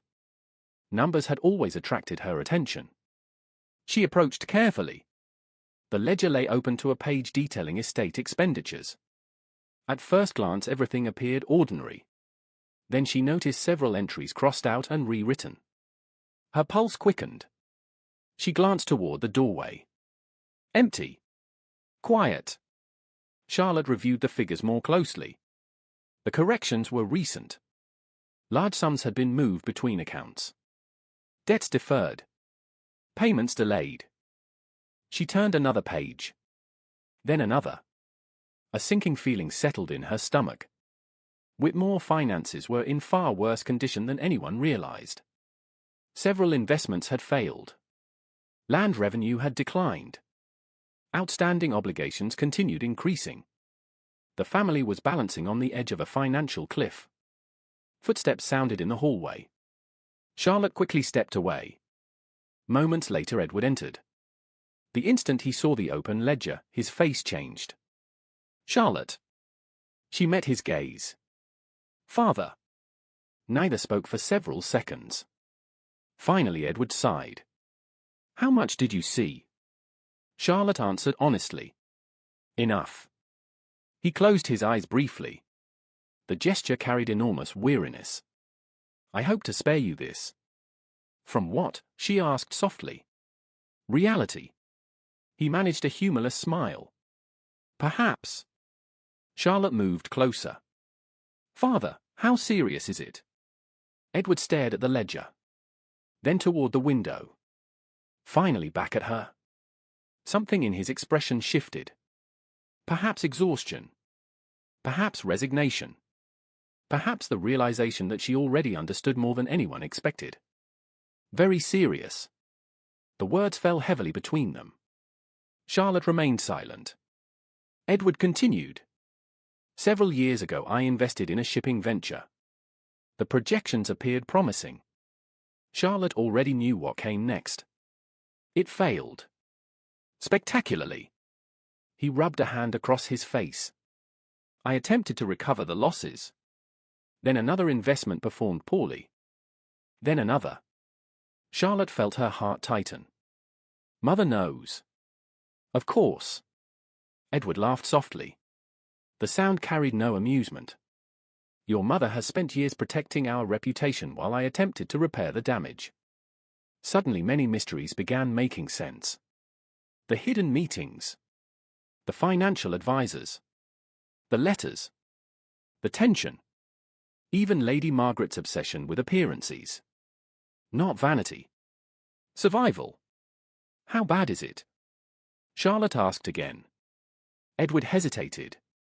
Without significant improvement, portions of the estate may eventually need to be sold. Charlotte felt a chill despite the warmth of the room. The Whitmore estate had belonged to the family for generations. Selling land was not merely a financial matter. It represented decline. Public decline. In their world, society noticed such things immediately. Edward looked ashamed. I failed all of you. No. Charlotte shook her head. You made mistakes. The distinction feels insignificant. It is not. He studied her quietly. You sound very certain. Charlotte almost smiled. Years spent analyzing legal disputes had taught her one truth. Human beings made mistakes constantly. The important question was what happened afterward. Before she could respond, the breakfast room door opened. Lady Margaret entered. She stopped abruptly upon seeing them together. Her gaze moved from Edward to Charlotte and finally to the ledger. Understanding appeared instantly. Edward. The single word carried warning. Edward straightened. She knows. Lady Margaret closed her eyes briefly. Wonderful. Charlotte frowned. Mother. Do not. Lady Margaret approached the table. Do not tell me everything is fine. Do not tell me this changes nothing. We have spent years preventing disaster. Edward looked away. Charlotte suddenly realized something important. Her mother was afraid. Not angry. Afraid. Fear explained far more than irritation ever had. Why keep it from me? Charlotte asked quietly. Lady Margaret laughed once. The sound held no joy. Because someone had to be protected. Protected from what? The truth. Charlotte stared. I am not a child. No. Lady Margaret's eyes met hers. You are not. For the first time, something vulnerable flickered beneath her mother's controlled exterior. It vanished quickly. Yet Charlotte saw it. Lady Margaret turned away. There is no purpose discussing this further. Then she left the room. Silence followed. Edward exhaled heavily. Your mother has carried more than you realize. Charlotte believed him. Yet another question now troubled her. If the family had struggled financially for years, how had they remained afloat? The numbers did not entirely add up. Several gaps remained. That afternoon Charlotte received another invitation from Ravenshire House. This time she accepted immediately. When she arrived, Nathaniel noticed her distraction almost at once. Something is wrong. Charlotte looked up from the documents. What makes you think that? You have reviewed the same page 4 times. She blinked. Have I? 5 now. Despite herself, Charlotte laughed. Nathaniel set aside his pen. What happened? She hesitated. Yet increasingly she found herself trusting him. Not because he was powerful. Because he listened. There was a difference. I learned something about my family. Nathaniel waited. Financial difficulties. Understanding crossed his face. More extensive than you expected. Charlotte nodded. Much more. Nathaniel remained thoughtful for a moment. Then he asked a question she did not expect. Has your family always relied upon your sister's social prospects? Charlotte looked at him sharply. What? Answer the question. Charlotte considered. Olivia has always received considerable attention. Nathaniel leaned back slowly. And you? A strange sadness touched her. I was useful in other ways. Nathaniel's expression darkened slightly. He said nothing further. Yet Charlotte sensed he was connecting pieces she had never intended anyone to see. The afternoon passed quickly. They continued reviewing records. More inconsistencies emerged. More questions followed. Yet shortly before she departed, an unexpected visitor arrived. Lord Henry Beckett. A longtime friend of Nathaniel's and owner of several neighboring estates. Charlotte had met him only briefly before. He entered the library carrying a bundle of correspondence. Ravenshire, I found the valuations you requested. Then he noticed Charlotte. Miss Whitmore. Lord Beckett. Henry set the papers down. I hope you are helping him. Otherwise he has become impossible these past weeks. Nathaniel sighed. I am sitting right here. Exactly. Henry smiled toward Charlotte. He spends all day buried beneath records. Charlotte laughed. I have noticed. Henry's amusement faded slightly as he glanced between them. Then he looked at Nathaniel. By the way, I confirmed something interesting. Nathaniel immediately became alert. What? Henry tapped one of the documents. Several financial recommendations submitted to your trust originated from the same advisor. Charlotte watched the exchange carefully. Nathaniel frowned. Which advisor? Henry named a man Charlotte had never heard before. Then he added another detail. The same advisor consulted for several struggling families in recent years. Silence followed. Nathaniel's gaze sharpened. Struggling families. Families facing debt. Henry nodded. Whitmore among them. Charlotte froze. Both men looked toward her. The room suddenly felt very still. Henry appeared genuinely surprised. You did not know. Charlotte shook her head slowly. Nathaniel's expression became unreadable. Another piece had just fallen into place. And judging by the look in his eyes, the discovery concerned him far more than it should have. Because what had begun as questionable trust documents was becoming something much larger. And for the first time, Charlotte realized her own family might somehow be connected to the mystery they were trying to solve. Charlotte did not speak during the carriage ride home. The revelation from Lord Beckett echoed endlessly through her thoughts. Whitmore among them. The word seemed harmless on the surface. Yet the implications were enormous. If the same financial advisor had influenced both Ravenshire trust matters and the decisions that nearly ruined her family's finances, then the two problems might not be separate at all. By the time she arrived at Whitmore House, evening shadows had settled across Mayfair. Lamps glowed behind tall windows. Carriages rolled along damp streets. London continued its endless movement, unaware that Charlotte's understanding of her own life had shifted yet again. She entered quietly, hoping to avoid conversation. Fate had other plans. Charlotte. Olivia's voice carried from the drawing room. Charlotte paused. Her sister sat near the fire arranging flowers. You are home later than usual. The review took longer than expected. Olivia smiled. You spend a remarkable amount of time with the Duke these days. The remark sounded casual.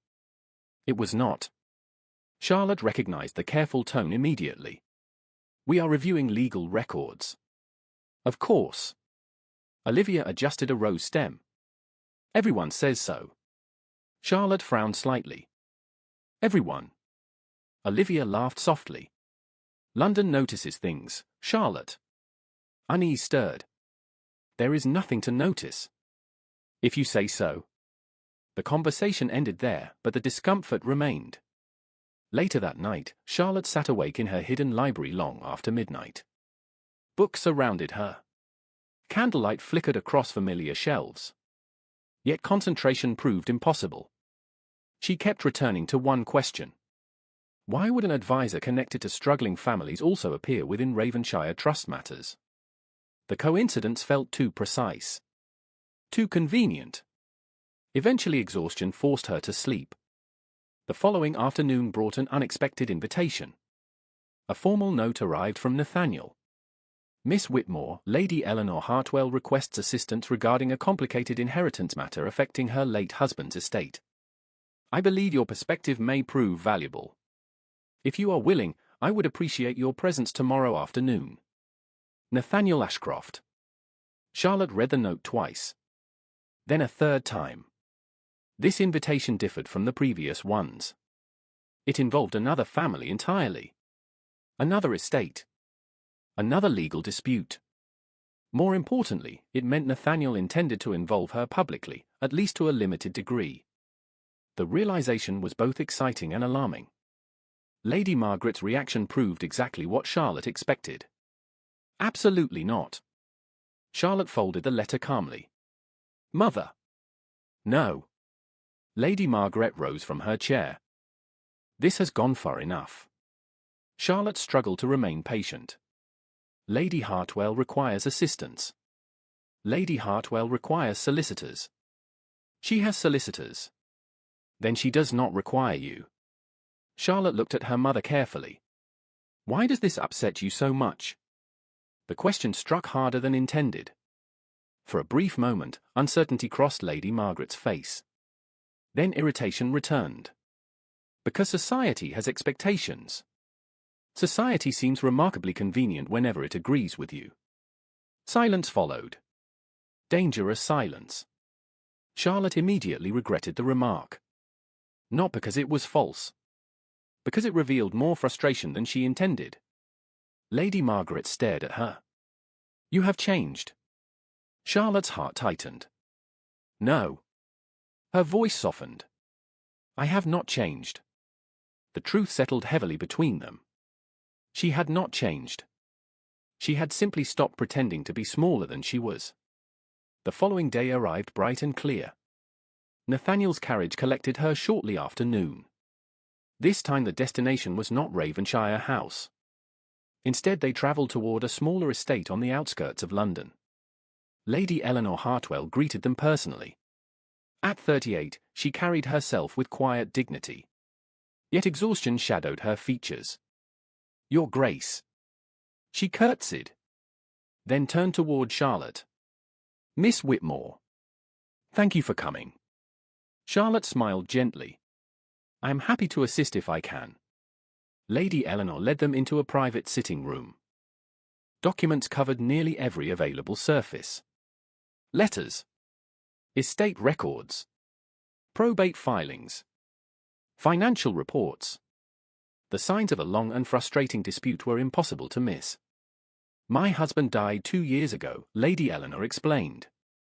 The estate should have passed directly to our son. Nathaniel nodded. Yet complications arose. Complications arrived with remarkable enthusiasm. Despite her difficulties, a spark of humor remained. Charlotte liked her immediately. The afternoon unfolded quickly. Lady Eleanor explained how several administrators questioned her son's inheritance rights due to conflicting interpretations of older family documents. Multiple solicitors had reviewed the case. Progress remained painfully slow. Charlotte listened carefully. Occasionally she asked questions. Occasionally she reviewed records. Gradually a pattern emerged. Not fraud. Not deception. Something simpler. Several key assumptions rested upon a mistaken interpretation of a decades-old amendment. Charlotte requested additional documents. Lady Eleanor provided them. An hour later, Charlotte found the answer. She stared at the page for several moments before speaking. Lady Hartwell. The widow looked up immediately. Yes? Charlotte turned the document toward her. I believe your son was never at risk. Confusion crossed the room. Nathaniel leaned forward. Explain. Charlotte pointed to a specific clause. Everyone focused on the amendment. She moved her finger lower. But the amendment references an earlier settlement that remained legally binding. Silence followed. Lady Eleanor blinked. Nathaniel examined the page. Then another. Then another. His expression changed. Good heavens. Charlotte felt a small surge of confidence. The original settlement already established inheritance priority. Nathaniel looked toward Lady Eleanor. She is correct. For several seconds the widow simply stared. Then tears filled her eyes. Not dramatic tears. Quiet tears of relief. Are you certain? Nathaniel nodded. Very. Lady Eleanor pressed a hand against her mouth. 2 years. Her voice trembled. 2 years of uncertainty. Charlotte suddenly understood the weight this woman had been carrying. Fear. Worry. Endless waiting. All because no one had followed the chain of documents far enough. Lady Eleanor looked directly at Charlotte. You found this? Charlotte nodded modestly. The records were very clear once arranged correctly. The widow laughed softly through tears. Miss Whitmore, I could kiss every book in England. The room relaxed. Even Nathaniel smiled openly. Yet the most surprising moment came later. As they prepared to leave, Lady Eleanor insisted upon inviting several neighbouring families for tea the following week. And Miss Whitmore must attend. Charlotte blinked. That is unnecessary. It is entirely necessary. Lady Eleanor's eyes sparkled. I intend to introduce the woman who solved a problem that defeated half my advisors. Charlotte felt immediate alarm. Please do not. Nathaniel looked suspiciously amused. I suspect that request will fail. Your Grace is correct. Lady Eleanor smiled. Spectacularly. Several days later, Charlotte arrived at Hartwell Manor expecting a modest gathering. She was wrong. The drawing room contained nearly 24 guests. Landowners, widows, gentlemen, several members of the local gentry. Conversation filled the room.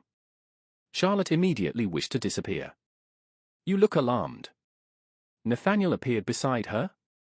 "I am alarmed." "Understandable." "You knew." "I suspected." Charlotte gave him a look. Nathaniel almost laughed. Before she could respond, Lady Eleanor crossed the room and raised her voice slightly. "Ladies and gentlemen." Conversation gradually quieted. Charlotte felt dread settle in her stomach. "I would like to acknowledge someone whose assistance recently protected my son's inheritance." Every head turned. Lady Eleanor smiled directly at Charlotte. "Miss Charlotte Whitmore." The room fell silent. Charlotte's pulse thundered. She wanted the floor to open beneath her feet. Instead, she remained standing while Lady Eleanor continued. "Several respected professionals reviewed our matter. Miss Whitmore found the answer." Murmurs spread through the room. Surprise. Curiosity. Interest. Charlotte felt dozens of eyes studying her. Not with mockery. With respect. Genuine respect. The sensation felt entirely unfamiliar. Nathaniel watched quietly from across the room. Pride flickered in his expression. Not pride in himself. Pride in her.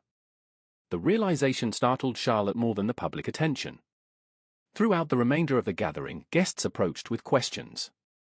Some asked about the inheritance matter. Others discussed books, history, and estates. For the first time in her life, strangers treated her intellect as something valuable rather than inconvenient. Yet not everyone appreciated the change. Near the refreshments table, Charlotte overheard two women speaking in lowered voices. "Since when is Miss Whitmore an authority on legal affairs?" "Apparently since the Duke decided she was." The words were not openly cruel. Yet they carried enough sharpness to sting. Charlotte pretended not to hear. Unfortunately, someone else did. Nathaniel. His expression cooled instantly. He crossed the room. Not aggressively. Not dramatically. Simply with the quiet confidence of a man accustomed to being obeyed. "Miss Whitmore's observation solved a matter that remained unresolved for 2 years," he said calmly. "Any authority she possesses appears thoroughly earned." Silence followed. The women flushed with embarrassment. Nathaniel inclined his head politely and walked away. Nothing more. No confrontation. No lecture. Yet the effect was immediate. The room had witnessed it. Charlotte had witnessed it. For the first time, someone powerful had publicly defended her competence instead of dismissing it. The moment lingered long after the conversation ended.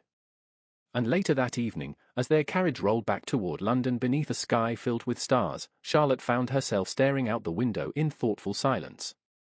Nathaniel eventually broke the quiet. "You handled today well." Charlotte smiled faintly. "I spent most of it wishing to escape." "No one noticed." "That seems unlikely." Nathaniel looked at her for a moment. "People notice something else." "What?" His answer came without hesitation. "They noticed you were extraordinary."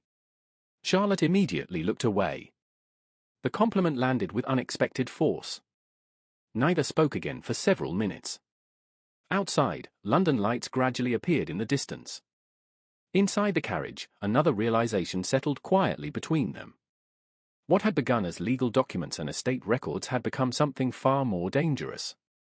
Because admiration could be ignored. Respect could not. And every day, both of them found it becoming increasingly difficult to pretend that nothing had changed. The rumors began 3 days later. Charlotte first encountered them in the most ordinary way imaginable. She entered a milliner's shop in Bond Street shortly after noon and immediately sensed something unusual. Conversation softened as she passed. 2 ladies standing near a display of ribbons glanced toward her before quickly looking away. Another woman lowered her voice the moment Charlotte approached. At first she dismissed the feeling. Then it happened again. And again. By the time she returned to Whitmore House, unease had settled firmly in her stomach. Something was wrong. The confirmation arrived that evening. Olivia entered Charlotte's bedchamber without knocking. "Well?" Charlotte looked up from her book. "Well, what?" Olivia folded her arms. "You have become quite famous." Charlotte frowned. "I sincerely hope not." Olivia laughed. The sound held very little humor. "Unfortunately, society has other plans." Charlotte closed her book. "What are you talking about?" Olivia hesitated. Then she walked toward the window. "People are talking about you and the Duke." The words landed harder than Charlotte expected. "What people?" "Everyone." Olivia turned. "Or at least everyone who enjoys gossip, which amounts to most of London." Charlotte stared. "That is absurd." "Of course it is."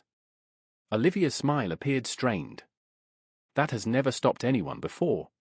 After Olivia left, Charlotte sat motionless for several minutes. Rumors were nothing new. Society survived on speculation. Yet this felt different. More personal. More dangerous. The following afternoon confirmed her fears. Lady Margaret summoned both daughters to the drawing room. The moment Charlotte entered, she understood. Her mother's expression was colder than she had seen in years. "Sit." Charlotte obeyed. Olivia remained near the fireplace. Silence stretched. Finally Lady Margaret spoke. "Lady Ashcombe called this morning." Charlotte waited. "She believes the Duke intends to marry you." Charlotte nearly laughed from sheer disbelief. "What?" "Exactly." Lady Margaret's voice sharpened. "What have you been doing?" Charlotte stared. "Reviewing legal records." "Do not be clever." "I am not being clever." Her patience began to fray. "I have done nothing improper." "Then explain why society believes otherwise." Charlotte looked away. "Because society preferred fantasy to truth. Because a woman and a man could not apparently share intellectual respect without someone inventing romance. Because gossip required no evidence. Yet none of those answers would satisfy her mother. "I cannot explain other people's imaginations." Lady Margaret rose. "Do you understand what this could do to Olivia?" The question struck Charlotte like a slap. Not because it was cruel. Because it revealed the truth beneath everything else. Olivia. Always Olivia. Charlotte looked toward her sister. For the first time, she noticed something unexpected. Olivia appeared uncomfortable. Not triumphant. Uncomfortable. "Mother." Olivia spoke quietly. "Perhaps this is not Charlotte's fault." Lady Margaret turned sharply. "You cannot be serious." "I am merely saying rumors are rumors." Charlotte blinked. The defense surprised her almost as much as it surprised Lady Margaret. Yet the moment passed quickly. Lady Margaret dismissed them both shortly afterward. Charlotte escaped outside. Fresh air felt necessary. The garden offered temporary peace. Spring flowers bloomed beneath warm afternoon sunlight. Birds moved among carefully trimmed hedges. Yet even here she could not escape her thoughts. The rumors themselves mattered less than their consequences. Reputation shaped everything in their world. Opportunities. Friendships. Marriages. A careless whisper could alter lives. And increasingly, those whispers centered around her. 3 days later, the situation worsened. Lady Eleanor Hartwell hosted another gathering. Charlotte attended reluctantly. The moment she entered the ballroom, she sensed the shift. Conversations paused. Curious eyes followed her movements. Smiles appeared overly knowing. One elderly gentleman even winked at her. Charlotte wanted to disappear. Nathaniel arrived shortly afterward. His presence transformed the room immediately. Yet instead of easing her discomfort, it amplified it. Because every glance toward him seemed to generate 2 more directed toward her. By the time dinner was announced, Charlotte's nerves were exhausted. Unfortunately, society had not finished with her. During the meal, Lady Penrose leaned forward across the table. Miss Whitmore. Charlotte forced a smile. Lady Penrose. You must tell us. Charlotte felt immediate alarm. Tell you what? The woman laughed. Several nearby guests leaned closer. How you captured the Duke's attention. Silence spread around the table. Charlotte's cheeks warmed. I have captured nothing. Modesty is admirable. Lady Penrose smiled knowingly. But unnecessary. Charlotte wished the floor would open beneath her. Across the table, Nathaniel's expression became dangerously calm. She recognized that look by now. It usually preceded someone realizing they had made a mistake. Lady Penrose continued. Half the unmarried women in England have attempted the same thing. Lady Penrose. Nathaniel's voice cut gently through the conversation. The room fell silent. Yes, Your Grace. You appear to be under a misunderstanding. The woman blinked. Nathaniel set down his glass. Miss Whitmore has earned my attention through intelligence, diligence, and insight. Silence deepened. Nothing else has ever been required. No one spoke. Several guests looked embarrassed. Others looked surprised. Charlotte stared at her plate because meeting anyone's eyes felt impossible. Yet beneath the embarrassment, another emotion stirred. Gratitude. Nathaniel had not merely corrected a rumor. He had publicly attached her value to her mind rather than speculation. The distinction mattered enormously. Unfortunately, not everyone appreciated it. Later that evening, Charlotte overheard two younger women speaking near the ballroom doors. That only proves it. Proves what? Men always admire women who flatter them. Charlotte stopped walking. The second woman laughed. Perhaps she convinced him she is clever. The words stung more than they should have. Not because strangers questioned her. Because part of her feared society would never believe the truth. Intelligence in women remained acceptable only when it stayed decorative. The moment it became influential, suspicion followed. Charlotte quietly retreated to the terrace. Cool night air greeted her. Moonlight reflected across gardens below. She welcomed the solitude. You disappeared. Nathaniel's voice came from behind her. Charlotte turned. Briefly. He joined her near the stone balustrade. Neither spoke immediately. Music drifted faintly through open ballroom doors. Laughter followed. Life continued. Yet the terrace felt strangely separate from it all. Finally Nathaniel broke the silence. The rumors upset you. It was not a question. Charlotte looked toward the gardens. They are unpleasant. They are inaccurate. That has never stopped anyone. A faint smile touched his face. Unfortunately true. Charlotte exhaled slowly. I spent years being invisible. The admission escaped before she could stop it. Nathaniel remained silent. She continued. Now everyone suddenly notices me, and somehow that is worse. To her surprise, Nathaniel laughed softly. An understandable conclusion. Charlotte glanced at him. You disagree? Entirely. She raised an eyebrow. Why? Nathaniel looked toward the ballroom. Because being seen for the wrong reasons is temporary. His gaze returned to her. Being seen for the right reasons lasts. Something in his expression made her heart beat slightly faster. Not because of romance. Because of certainty. He believed what he said. Completely. The realization unsettled her. Before she could respond, footsteps interrupted them. Lord Beckett emerged onto the terrace carrying a glass of wine. There you are. He stopped abruptly. Then looked between them. Am I interrupting? Nathaniel sighed. Yes. Excellent. Beckett grinned. Charlotte laughed despite herself. The moment dissolved. Yet later, as guests prepared to depart, another development occurred. Lady Ashcombe approached Charlotte personally. Miss Whitmore. Charlotte braced herself. Lady Ashcombe. The older woman studied her carefully. Ignore the gossip. Charlotte blinked.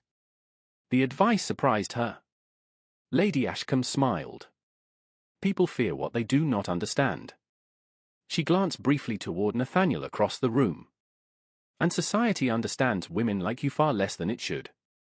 Then she walked away. The words lingered long after the evening ended. Yet the most troubling event came the following morning.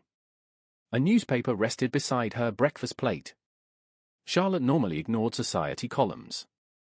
Today one headline caught her eye immediately. A rising favorite in Mayfair? She scanned the article. No names appeared. Yet the references were unmistakable. An intelligent young lady. A powerful duke. Frequent meetings. Growing speculation. Charlotte slowly lowered the paper. Someone was feeding stories to society. Deliberately. Methodically. The rumors were no longer random. They were being encouraged. Across the table, Lady Margaret read the same article. Her expression hardened with every line. Olivia looked increasingly uncomfortable. Edward appeared confused. Charlotte folded the newspaper. A cold realization settled over her. Someone wanted these whispers to spread. The question was why. And judging by the look on her mother's face, she suspected the answer would bring far more trouble than gossip ever could. Charlotte folded the newspaper and set it aside, but the article remained with her long after breakfast ended. Someone was feeding information to society. Not enough to create a scandal outright. Just enough to encourage speculation. The distinction mattered. Random gossip faded. Guided gossip grew. As she rose from the table, Lady Margaret spoke without looking up from her teacup. "You will not visit Ravenshire House today." Charlotte stopped. "Mother." "No." The word arrived with unusual sharpness. "Not today." Charlotte studied her carefully. "Because of the article."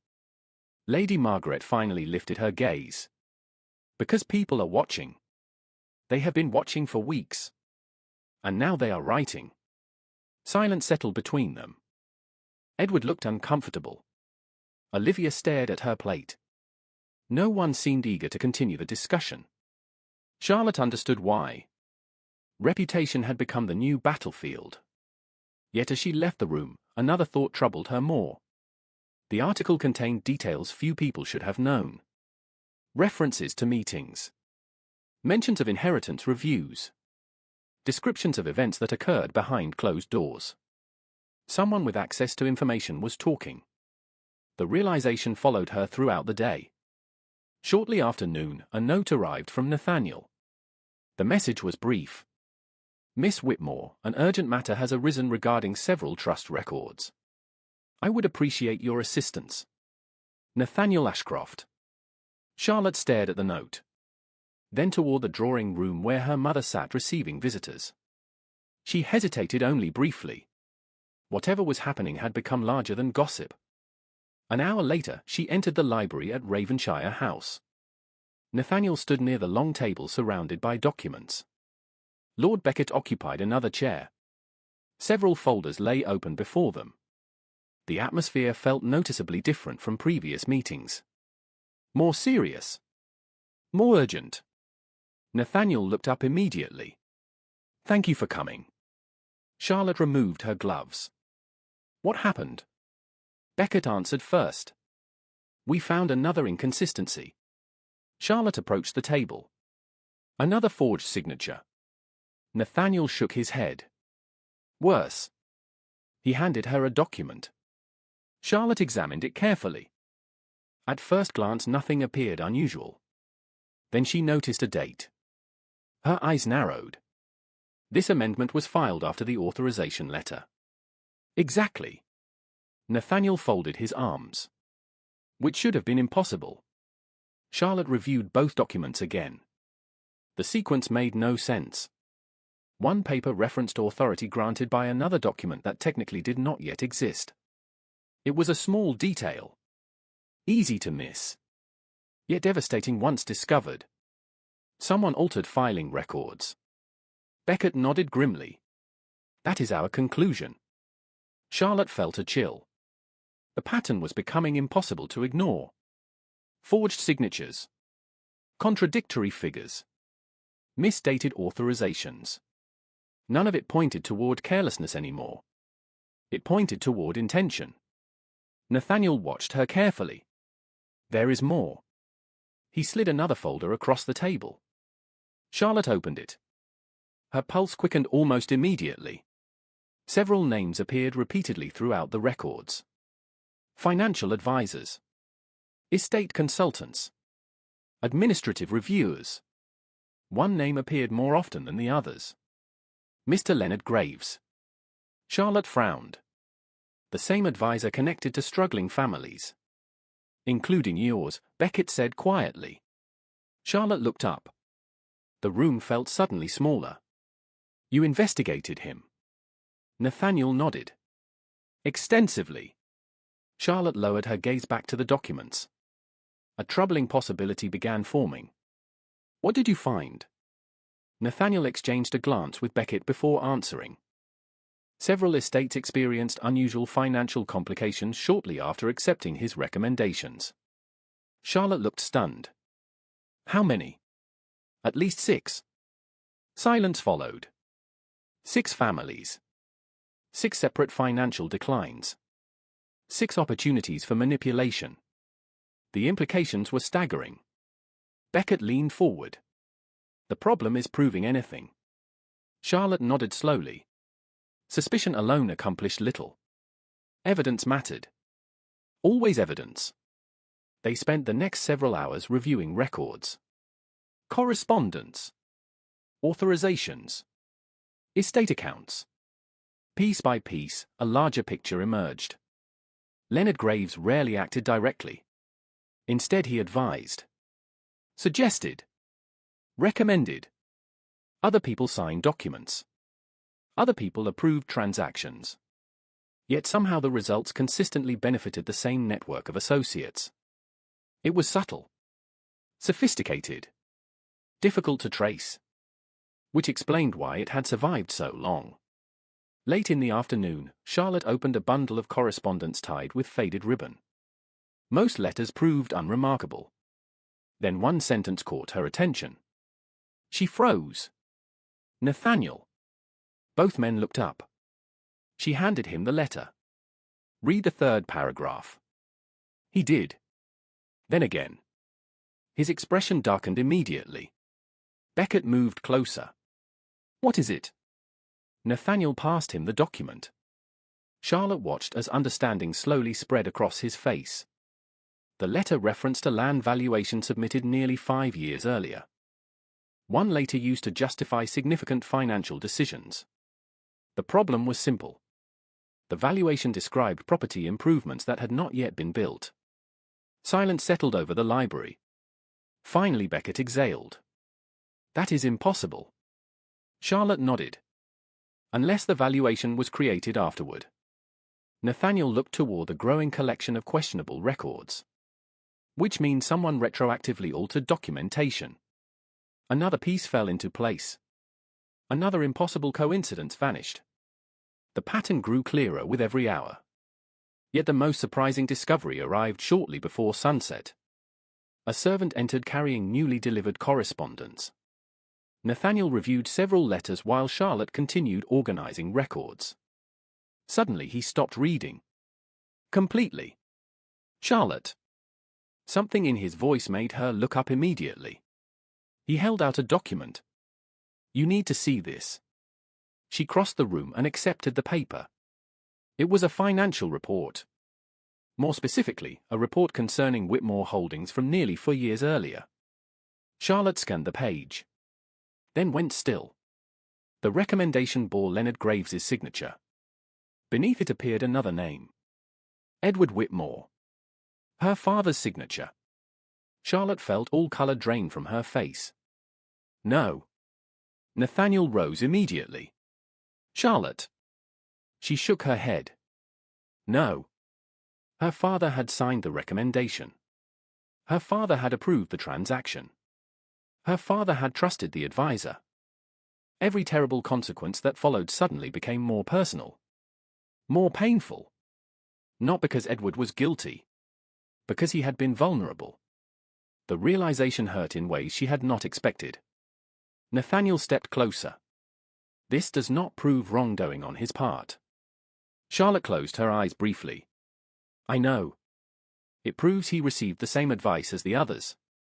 His voice remained calm. Steady. Deliberately reassuring. Charlotte drew a slow breath. Eventually she nodded. Logic returned gradually. Nathaniel was correct. The document suggested manipulation. Not participation. Yet the emotional impact remained. For years she had wondered how her father made so many disastrous decisions. Now she faced the possibility that someone had carefully guided those decisions from the beginning. Beckett quietly left the room to retrieve additional files, giving them privacy without drawing attention to it. Charlotte appreciated the gesture. She sat heavily in a nearby chair. Nathaniel remained standing for several moments before speaking. You are worried about him. Of course I am. Her voice softened. He made mistakes. But he is not dishonest. Nathaniel's expression never wavered. I know. The simple certainty in those two words eased something inside her. Not because he agreed. Because he understood. Charlotte looked up. Most people would assume the worst. Most people are lazy thinkers. The answer arrived instantly. Despite everything, she laughed. Nathaniel smiled faintly. Evidence first. Conclusions later. That sounds familiar. I learned from an excellent teacher. Their eyes met briefly. The moment lasted only seconds. Yet something unspoken passed between them. Trust. Respect. Perhaps something deeper neither was ready to name. The library door opened again. Beckett returned carrying another stack of records. You are both going to dislike this. Nathaniel sighed. That statement has become alarmingly common. Beckett placed the documents on the table. These were recovered from an administrative archive this morning. Charlotte immediately noticed one detail. Several pages appeared newer than surrounding materials. Different ink. Different paper aging. Her pulse quickened. These were inserted later. Beckett pointed toward her. Exactly what I said. Nathaniel examined the records. His expression hardened. Someone has been rewriting history. The word settled heavily over the room. Because that was exactly what they were discovering. Not isolated fraud. Not random errors. A deliberate effort to reshape records across multiple estates. Including Ravenshire. Including Whitmore. Including families already harmed by financial decline. Outside the windows, evening shadows stretched across London. Inside the library, the mystery finally began revealing its true scale. And as Charlotte stared at the altered documents spread across the table, she realized something unsettling. Whoever orchestrated this scheme had operated successfully for years. Which meant one thing. They would not surrender quietly once someone started uncovering the truth. The announcement arrived 2 weeks later. By then, enough evidence had been gathered to transform suspicion into certainty. Not certainty of every detail. Not certainty of every participant. But certainty that multiple estates had been affected by manipulated records and misleading financial recommendations. The matter could no longer remain private.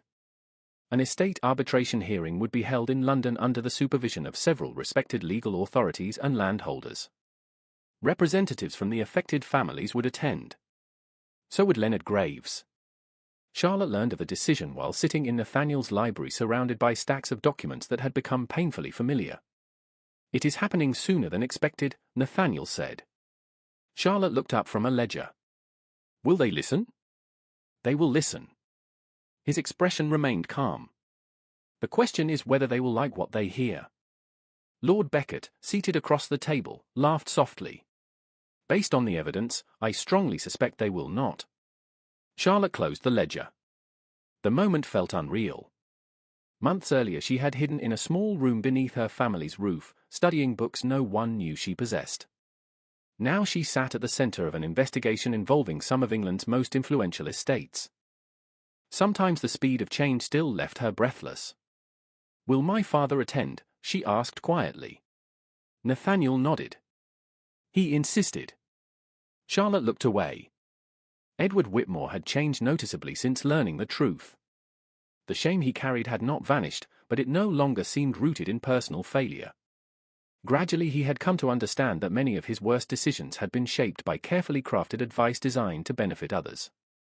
The realization brought relief. It also brought anger.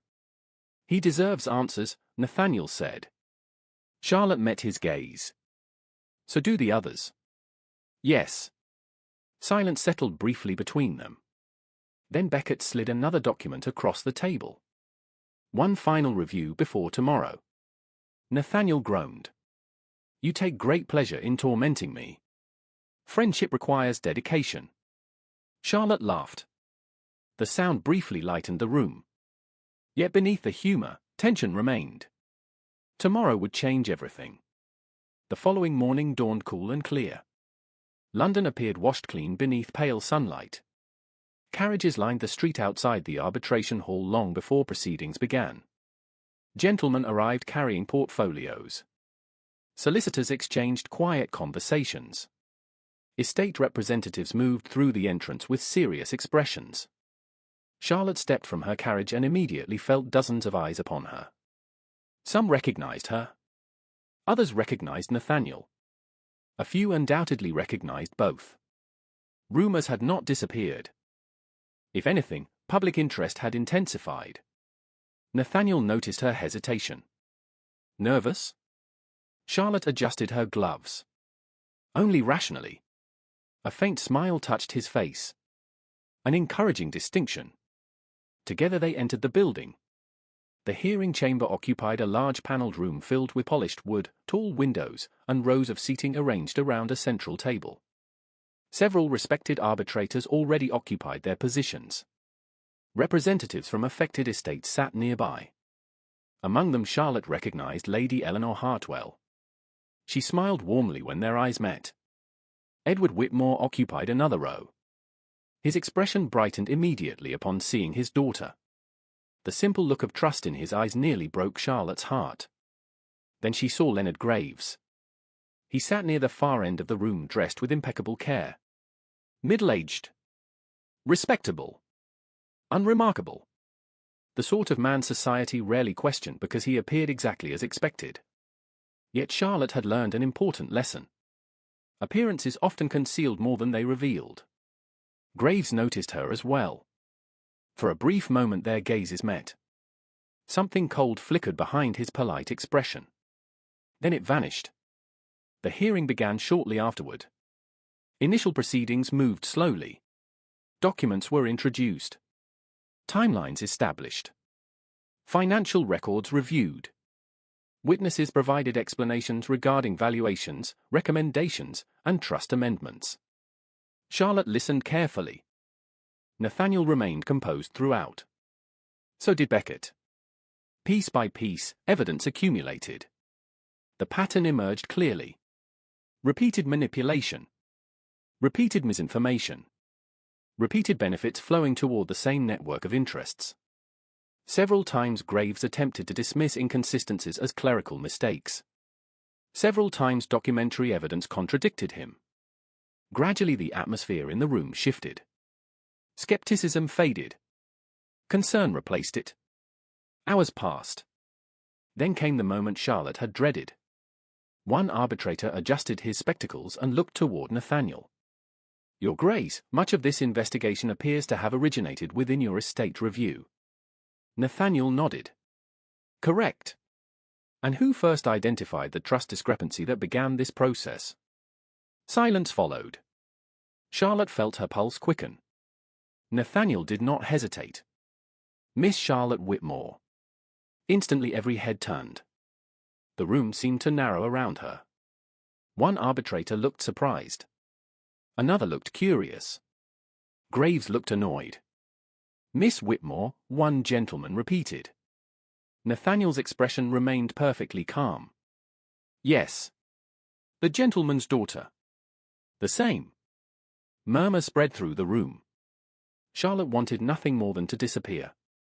Instead, she remained seated. Nathaniel continued. Miss Whitmore identified the original trust vulnerability. She later assisted in uncovering valuation inconsistencies, filing irregularities, and altered records across multiple estates. The room grew quieter with every word. One arbitrator leaned forward. Miss Whitmore. Charlotte stood slowly. So, would you be willing to explain how you recognized the original discrepancy? For a brief moment, fear returned. Old fear. Familiar fear. The fear of speaking and being dismissed. Then she remembered something important. That version of her life was over.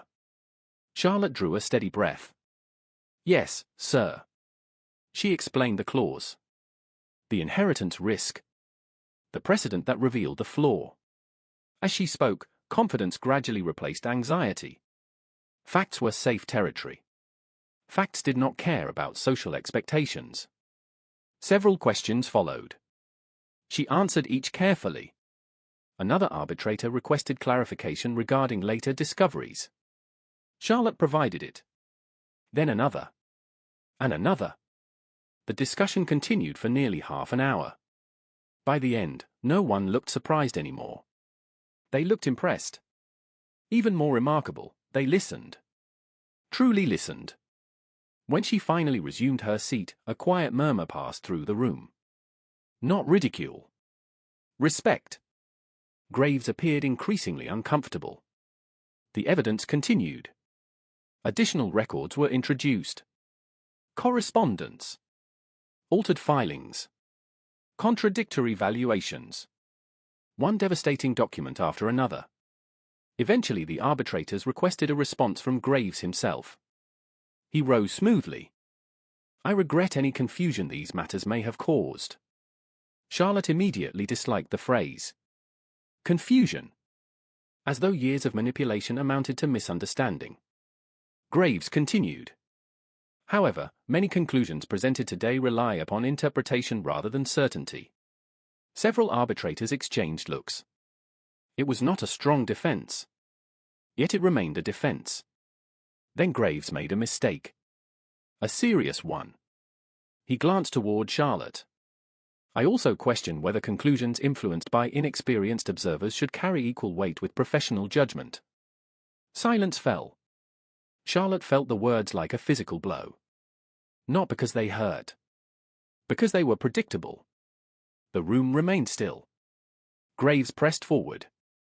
Miss Whitmore is undoubtedly intelligent. Yet intelligence and expertise are not identical. For one brief moment, old humiliation threatened to return. The familiar suggestion that she did not belong. That she should remain quiet while others decided important matters. Then Nathaniel stood. Slowly. Deliberately. The entire room seemed to notice. I agree completely, he said. Graves blinked. Several arbitrators looked confused. Nathaniel continued. Intelligence and expertise are not identical. He glanced toward Charlotte. Miss Whitmore possesses both. Silence. Absolute silence. Nathaniel's voice remained calm. The original discrepancy escaped trained professionals. Miss Whitmore found it. Another pause. The inheritance resolution for Lady Hartwell's estate escaped trained professionals. Miss Whitmore found it. Another. The filing inconsistencies central to this investigation escaped trained professionals. Miss Whitmore found them. No one moved. No one interrupted. Nathaniel's gaze returned to Graves.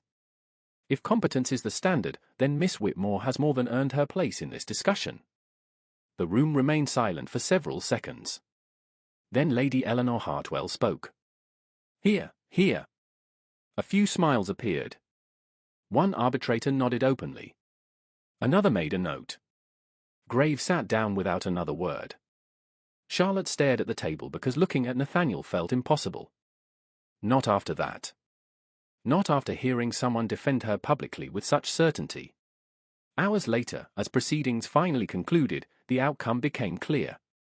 Further investigation would continue. Additional records would be reviewed. Yet the arbitrators unanimously agreed that substantial manipulation had occurred. Graves's recommendations and associated transactions would face comprehensive scrutiny. Several affected estates would receive immediate relief measures, including Whitmore. Relief spread visibly across Edward's face. Lady Margaret, seated nearby, closed her eyes briefly. For the first time in years, hope seemed possible. As attendees began leaving the chamber, conversations erupted throughout the room. Charlotte remained seated, overwhelmed by everything that had happened. Then she noticed someone approaching. Lady Margaret. Her mother stopped beside her chair. Neither spoke immediately. Finally, Lady Margaret looked toward the gathering crowd. "They listened to you."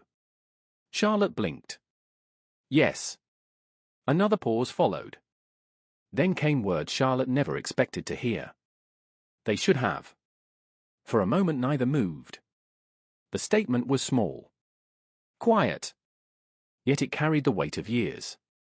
And as Charlotte stared at her mother, she realized the greatest revelation of the day might not involve estates, records, or financial schemes at all. It might be the simple fact that the people closest to her were finally beginning to see what had always been there. For the first time in many years, Whitmore House felt different. The change did not arrive dramatically. There were no celebrations, no grand declarations, no sudden transformation of fortune.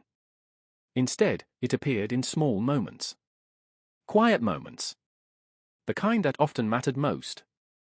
3 days after the arbitration hearing, Edward Whitmore sat in his study reviewing correspondence with a calm Charlotte had not seen in years. Several emergency measures approved by the arbitrators had already eased immediate financial pressure. The estate was not fully secure. Much work remained ahead. Yet disaster no longer stood at the door. Hope had returned. That alone felt miraculous. Charlotte stood near the window holding a stack of ledgers. Sunlight streamed across the room. Dust drifted through warm beams of gold. Her father looked up from his desk.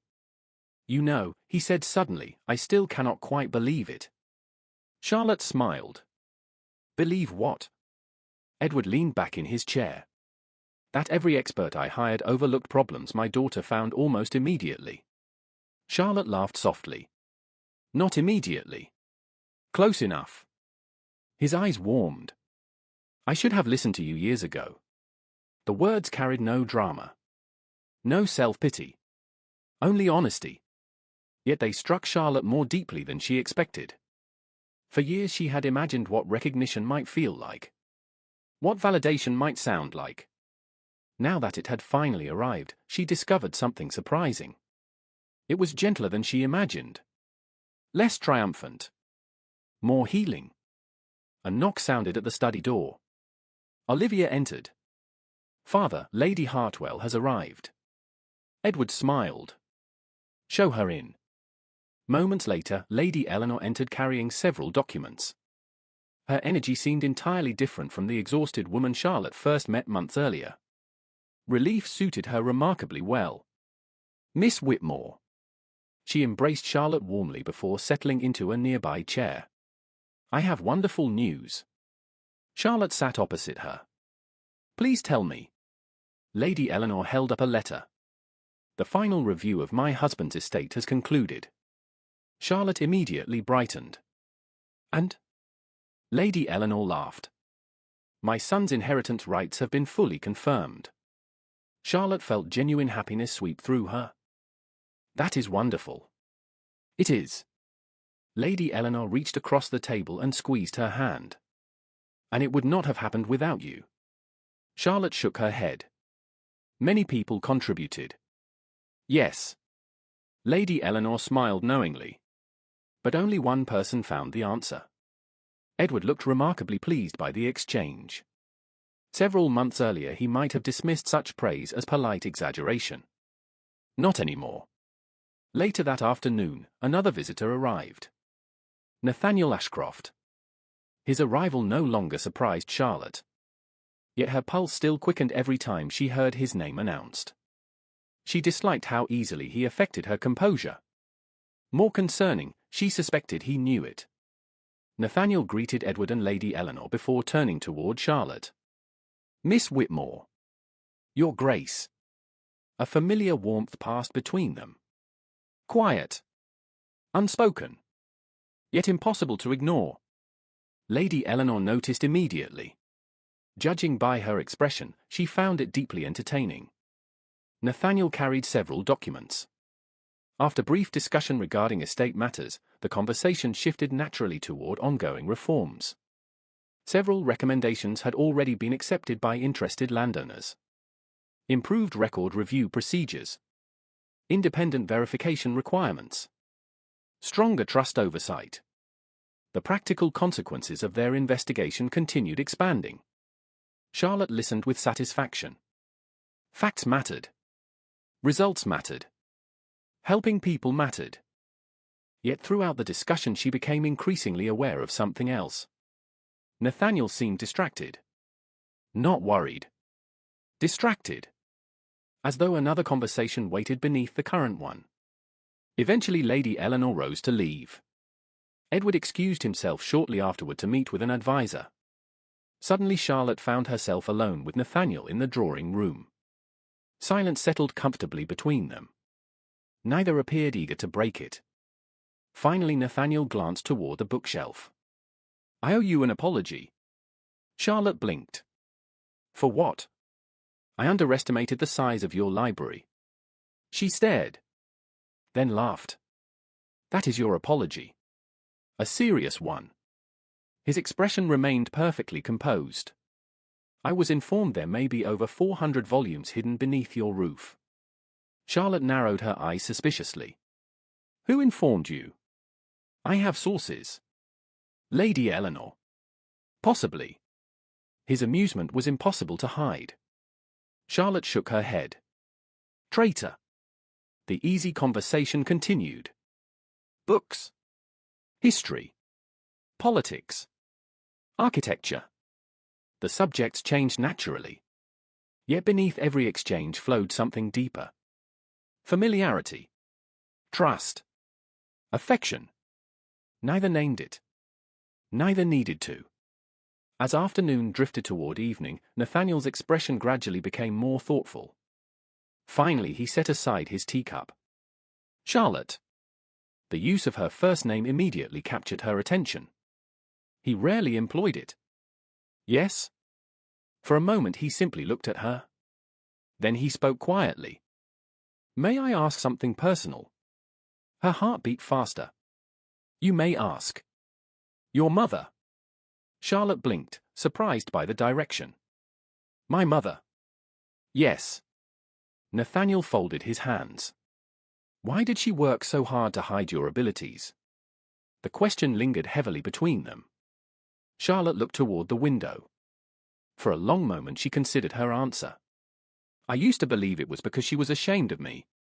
Nathaniel frowned immediately. That makes no sense. I know. A faint smile touched her lips. Now I think it was something else. Nathaniel waited patiently. Charlotte continued. My mother spent years watching our family's position weaken. Watching financial pressures grow. Watching opportunities disappear. She paused. Olivia was beautiful, charming, socially gifted. Mother believed she represented security. Understanding slowly appeared in his eyes. And you? Charlotte laughed softly. I represented uncertainty. Nathaniel shook his head. You represented the solution. The answer arrived so quickly she almost forgot to breathe. Silence followed. Long silence. Charlotte looked away first. Not because she disagreed. Because she could not think of anything safe to say. Evening shadows stretched across the room. The world outside softened into gold and amber light. Finally Nathaniel rose and crossed toward the window. Charlotte joined him moments later. Together they watched the fading sunlight settle over London rooftops. Neither spoke for several minutes. The quiet felt unusually significant. Then Nathaniel broke it. At the arbitration hearing, one of the arbitrators approached me afterward. Charlotte looked up. Did he? Yes. A faint smile appeared. He asked how I discovered you. Charlotte groaned immediately. Nathaniel laughed. My reaction was similar. What did you say? He turned toward her fully. His expression became serious. Very serious. I told him the truth. Charlotte felt suddenly nervous. And what truth was that? Nathaniel's gaze never wavered. That you are one of the most remarkable people I have ever known. The room seemed strangely still. Charlotte forgot how to breathe. Nathaniel continued quietly. You see things others miss. You solve problems others cannot. You care about people without seeking recognition. His voice softened. And despite everything, you remain kind. Charlotte looked away quickly. No compliment had ever affected her like this. Not because it praised her intelligence. Because it revealed how closely he had been paying attention. The realization touched something far deeper than pride. For a long moment neither moved. Then footsteps approached from the hallway. The spell broke instantly. They stepped apart just as a servant entered carrying correspondence. The interruption was entirely innocent. Yet both seemed grateful for it. After Nathaniel departed later that evening, Charlotte remained awake long after midnight. She sat in her hidden library surrounded by books that had once been her only companions. The familiar room felt different now. Smaller somehow. Not because it had changed. Because her world had expanded beyond it. She thought about her father. Her mother. Olivia. Lady Eleanor. The families they had helped. The lives altered by truth finally coming to light. Then she thought about Nathaniel. About respect. Trust. Friendship. About the way his eyes softened whenever he looked at her. A quiet smile touched her lips. For years she had believed happiness meant being left alone with her books. Now she understood something important. The right person did not pull you away from who you were. The right person saw exactly who you were and valued it. And for the first time in her life, Charlotte allowed herself to wonder whether the future might hold something far more extraordinary than she ever dared imagine. The first snowfall of winter arrived quietly over London. Soft white flakes drifted across rooftops and carriage roads, transforming the city into something gentler than its usual restless self. Charlotte Whitmore stood beside the window of her hidden library beneath the roof and watched the snow settle over Mayfair. Months had passed since the arbitration hearing. Much had changed. The investigation concluded exactly as evidence predicted. Leonard Graves and several associates were exposed for manipulating records, exploiting vulnerable estates, and concealing financial irregularities through carefully crafted documentation. Multiple families recovered losses. Estate protections were strengthened. Public confidence gradually returned. Most importantly, the Whitmore family survived. Not merely financially. Emotionally. The wounds left by years of misunderstanding had begun to heal. Charlotte smiled faintly as she looked around the room. Books still covered every shelf. Notebooks remained stacked across tables. The sanctuary she had built for herself still existed exactly as before. Yet somehow it no longer felt like a place of hiding. It felt like a place of beginnings. A knock sounded at the door. "Come in." The door opened. Olivia stepped inside carrying a small tray with tea. Charlotte immediately raised an eyebrow. "This is suspicious." Olivia laughed. "You say that every time I bring tea. Because you never brought tea before this year." Olivia set the tray down. "I am making an effort." Charlotte softened. "I know." The truth was remarkable. Her relationship with Olivia had changed more than she ever imagined possible. Once, jealousy and misunderstanding stood between them. Now honesty occupied that space instead. Not perfection. Not instant closeness. Something better. Genuine progress. Olivia handed her a cup. "Mother is looking for you." Charlotte smiled knowingly. "Should I be concerned?" "Probably." Olivia's grin widened. She spent nearly 20 minutes deciding which brooch to wear. Charlotte laughed. "That does sound serious." Several minutes later, she descended to the drawing room. Lady Margaret stood near the fireplace arranging flowers. The sight alone would have startled Charlotte months earlier. Her mother rarely arranged flowers herself. "You wish to see me?" Lady Margaret turned. For a moment she simply looked at her daughter. Then she smiled. A real smile. Not a social one. Not a practiced one. A mother's smile. "I received a letter this morning." Charlotte sat beside her. "Good news." "Very good news." Lady Margaret handed her the letter. Charlotte scanned the contents. Several families affected by the investigation plan to establish a charitable legal education fund. The proposal specifically acknowledged her contributions. Charlotte looked up in surprise. "This is unnecessary." "Perhaps." Lady Margaret's eyes softened. "But it is deserved." Charlotte lowered the letter slowly. Years ago, such words would have been unimaginable. Lady Margaret noticed her expression. "I owe you an apology." Charlotte froze. Her mother rarely apologized. In fact, she could not remember a single previous occasion. Lady Margaret drew a slow breath. "For many things." Silence settled between them. Charlotte waited. "I convinced myself I was protecting this family." Her mother's voice remained calm. Sometimes I was protecting my fears instead." Charlotte felt emotion tighten her throat. Lady Margaret continued. "You were never the problem." The words landed gently.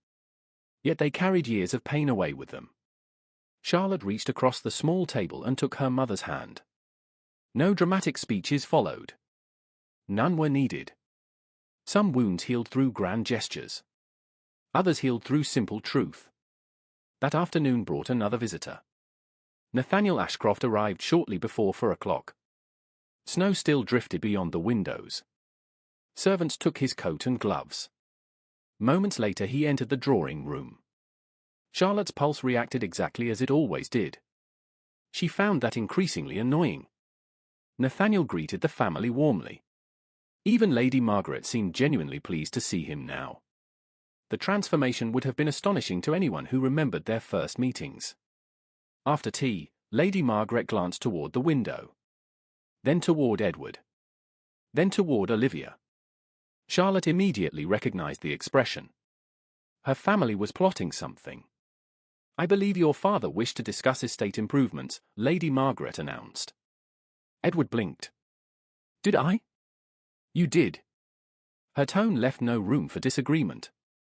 Olivia nearly laughed into her teacup. Within moments, Charlotte found herself alone with Nathaniel. The drawing room suddenly felt very quiet. Nathaniel appeared equally aware of the situation. "Your family has become remarkably transparent." Charlotte smiled. "They are trying their best." Apparently. Snow continued falling outside. Firelight flickered warmly across the room. For a few moments neither spoke. The silence felt comfortable. Familiar. Then Nathaniel reached into his coat pocket. Charlotte immediately grew suspicious. "What is that?" "A document." "That answer concerns me." Nathaniel laughed softly. "Fair." He withdrew a folded paper and placed it on the table between them. Charlotte stared. "Another trust amendment." "Not exactly." "Should I be worried?" "Possibly." She narrowed her eyes and opened the document. The moment she read the first lines, confusion appeared. Then surprise. Then complete disbelief. Charlotte looked up. "Nathaniel." Her voice barely emerged above a whisper.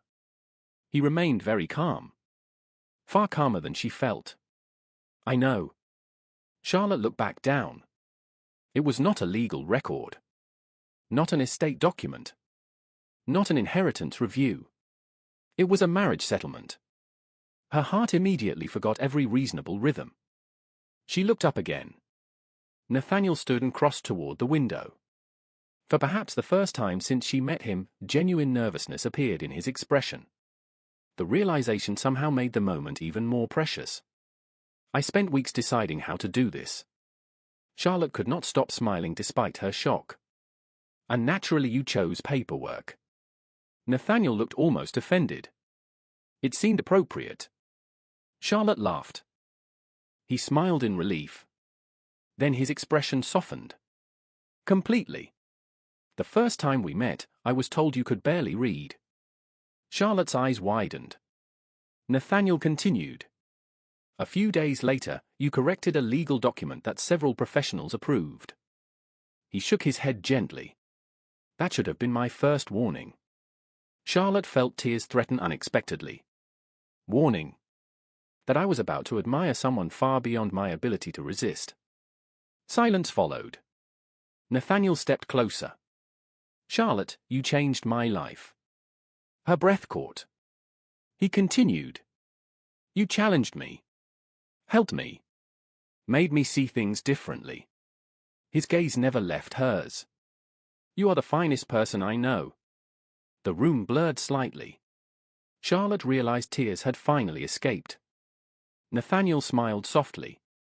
I had intended to sound more eloquent. She laughed through the tears. You are doing very well. Relief flashed across his face. Then hope. Good.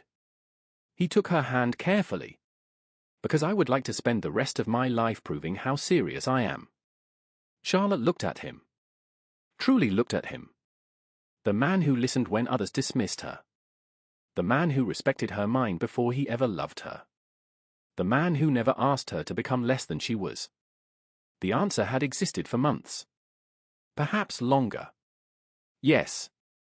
Nathaniel blinked. Yes? Charlotte laughed. Yes. The joy that crossed his face was unlike anything she had ever seen. Months later, spring returned to England. Church bells rang across the countryside. Flowers bloomed beneath clear skies. Family and friends gathered beneath the vaulted ceiling of a small chapel on the Ravenshire estate. Charlotte stood beside Nathaniel and exchanged vows with the certainty of someone who had finally found home. Lady Eleanor cried openly. Lord Becket claimed dust had entered his eyes.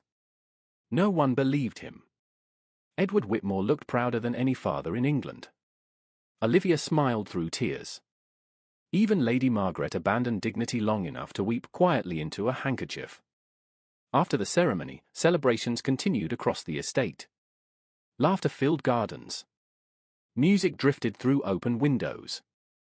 Happiness seemed to touch everyone present. Late that evening, after most guests had retired, Charlotte wandered briefly into Nathaniel's study. She found him standing beside a desk examining a familiar piece of paper. There you are, she said softly. Nathaniel turned. Then smiled. I was looking at something. Charlotte approached. The moment she recognized the document, she laughed. It was the trust amendment. The very first document she corrected. The document that changed everything. Nathaniel carefully folded it again. I could never throw it away. Charlotte slipped her hand into his. Good. Good? It reminds us where this all began. Nathaniel looked at her for a long moment. Then he kissed her forehead gently and smiled. Outside the windows, evening settled peacefully across the estate. Inside, firelight warmed the room. Years earlier, Charlotte had been the invisible daughter seated quietly near a window while others decided who she was. Now she stood beside a man who knew exactly who she was and cherished every part of it. The girl hidden behind books had never needed to become someone else. She had only needed someone willing to see her clearly. And in the end, that made all the difference.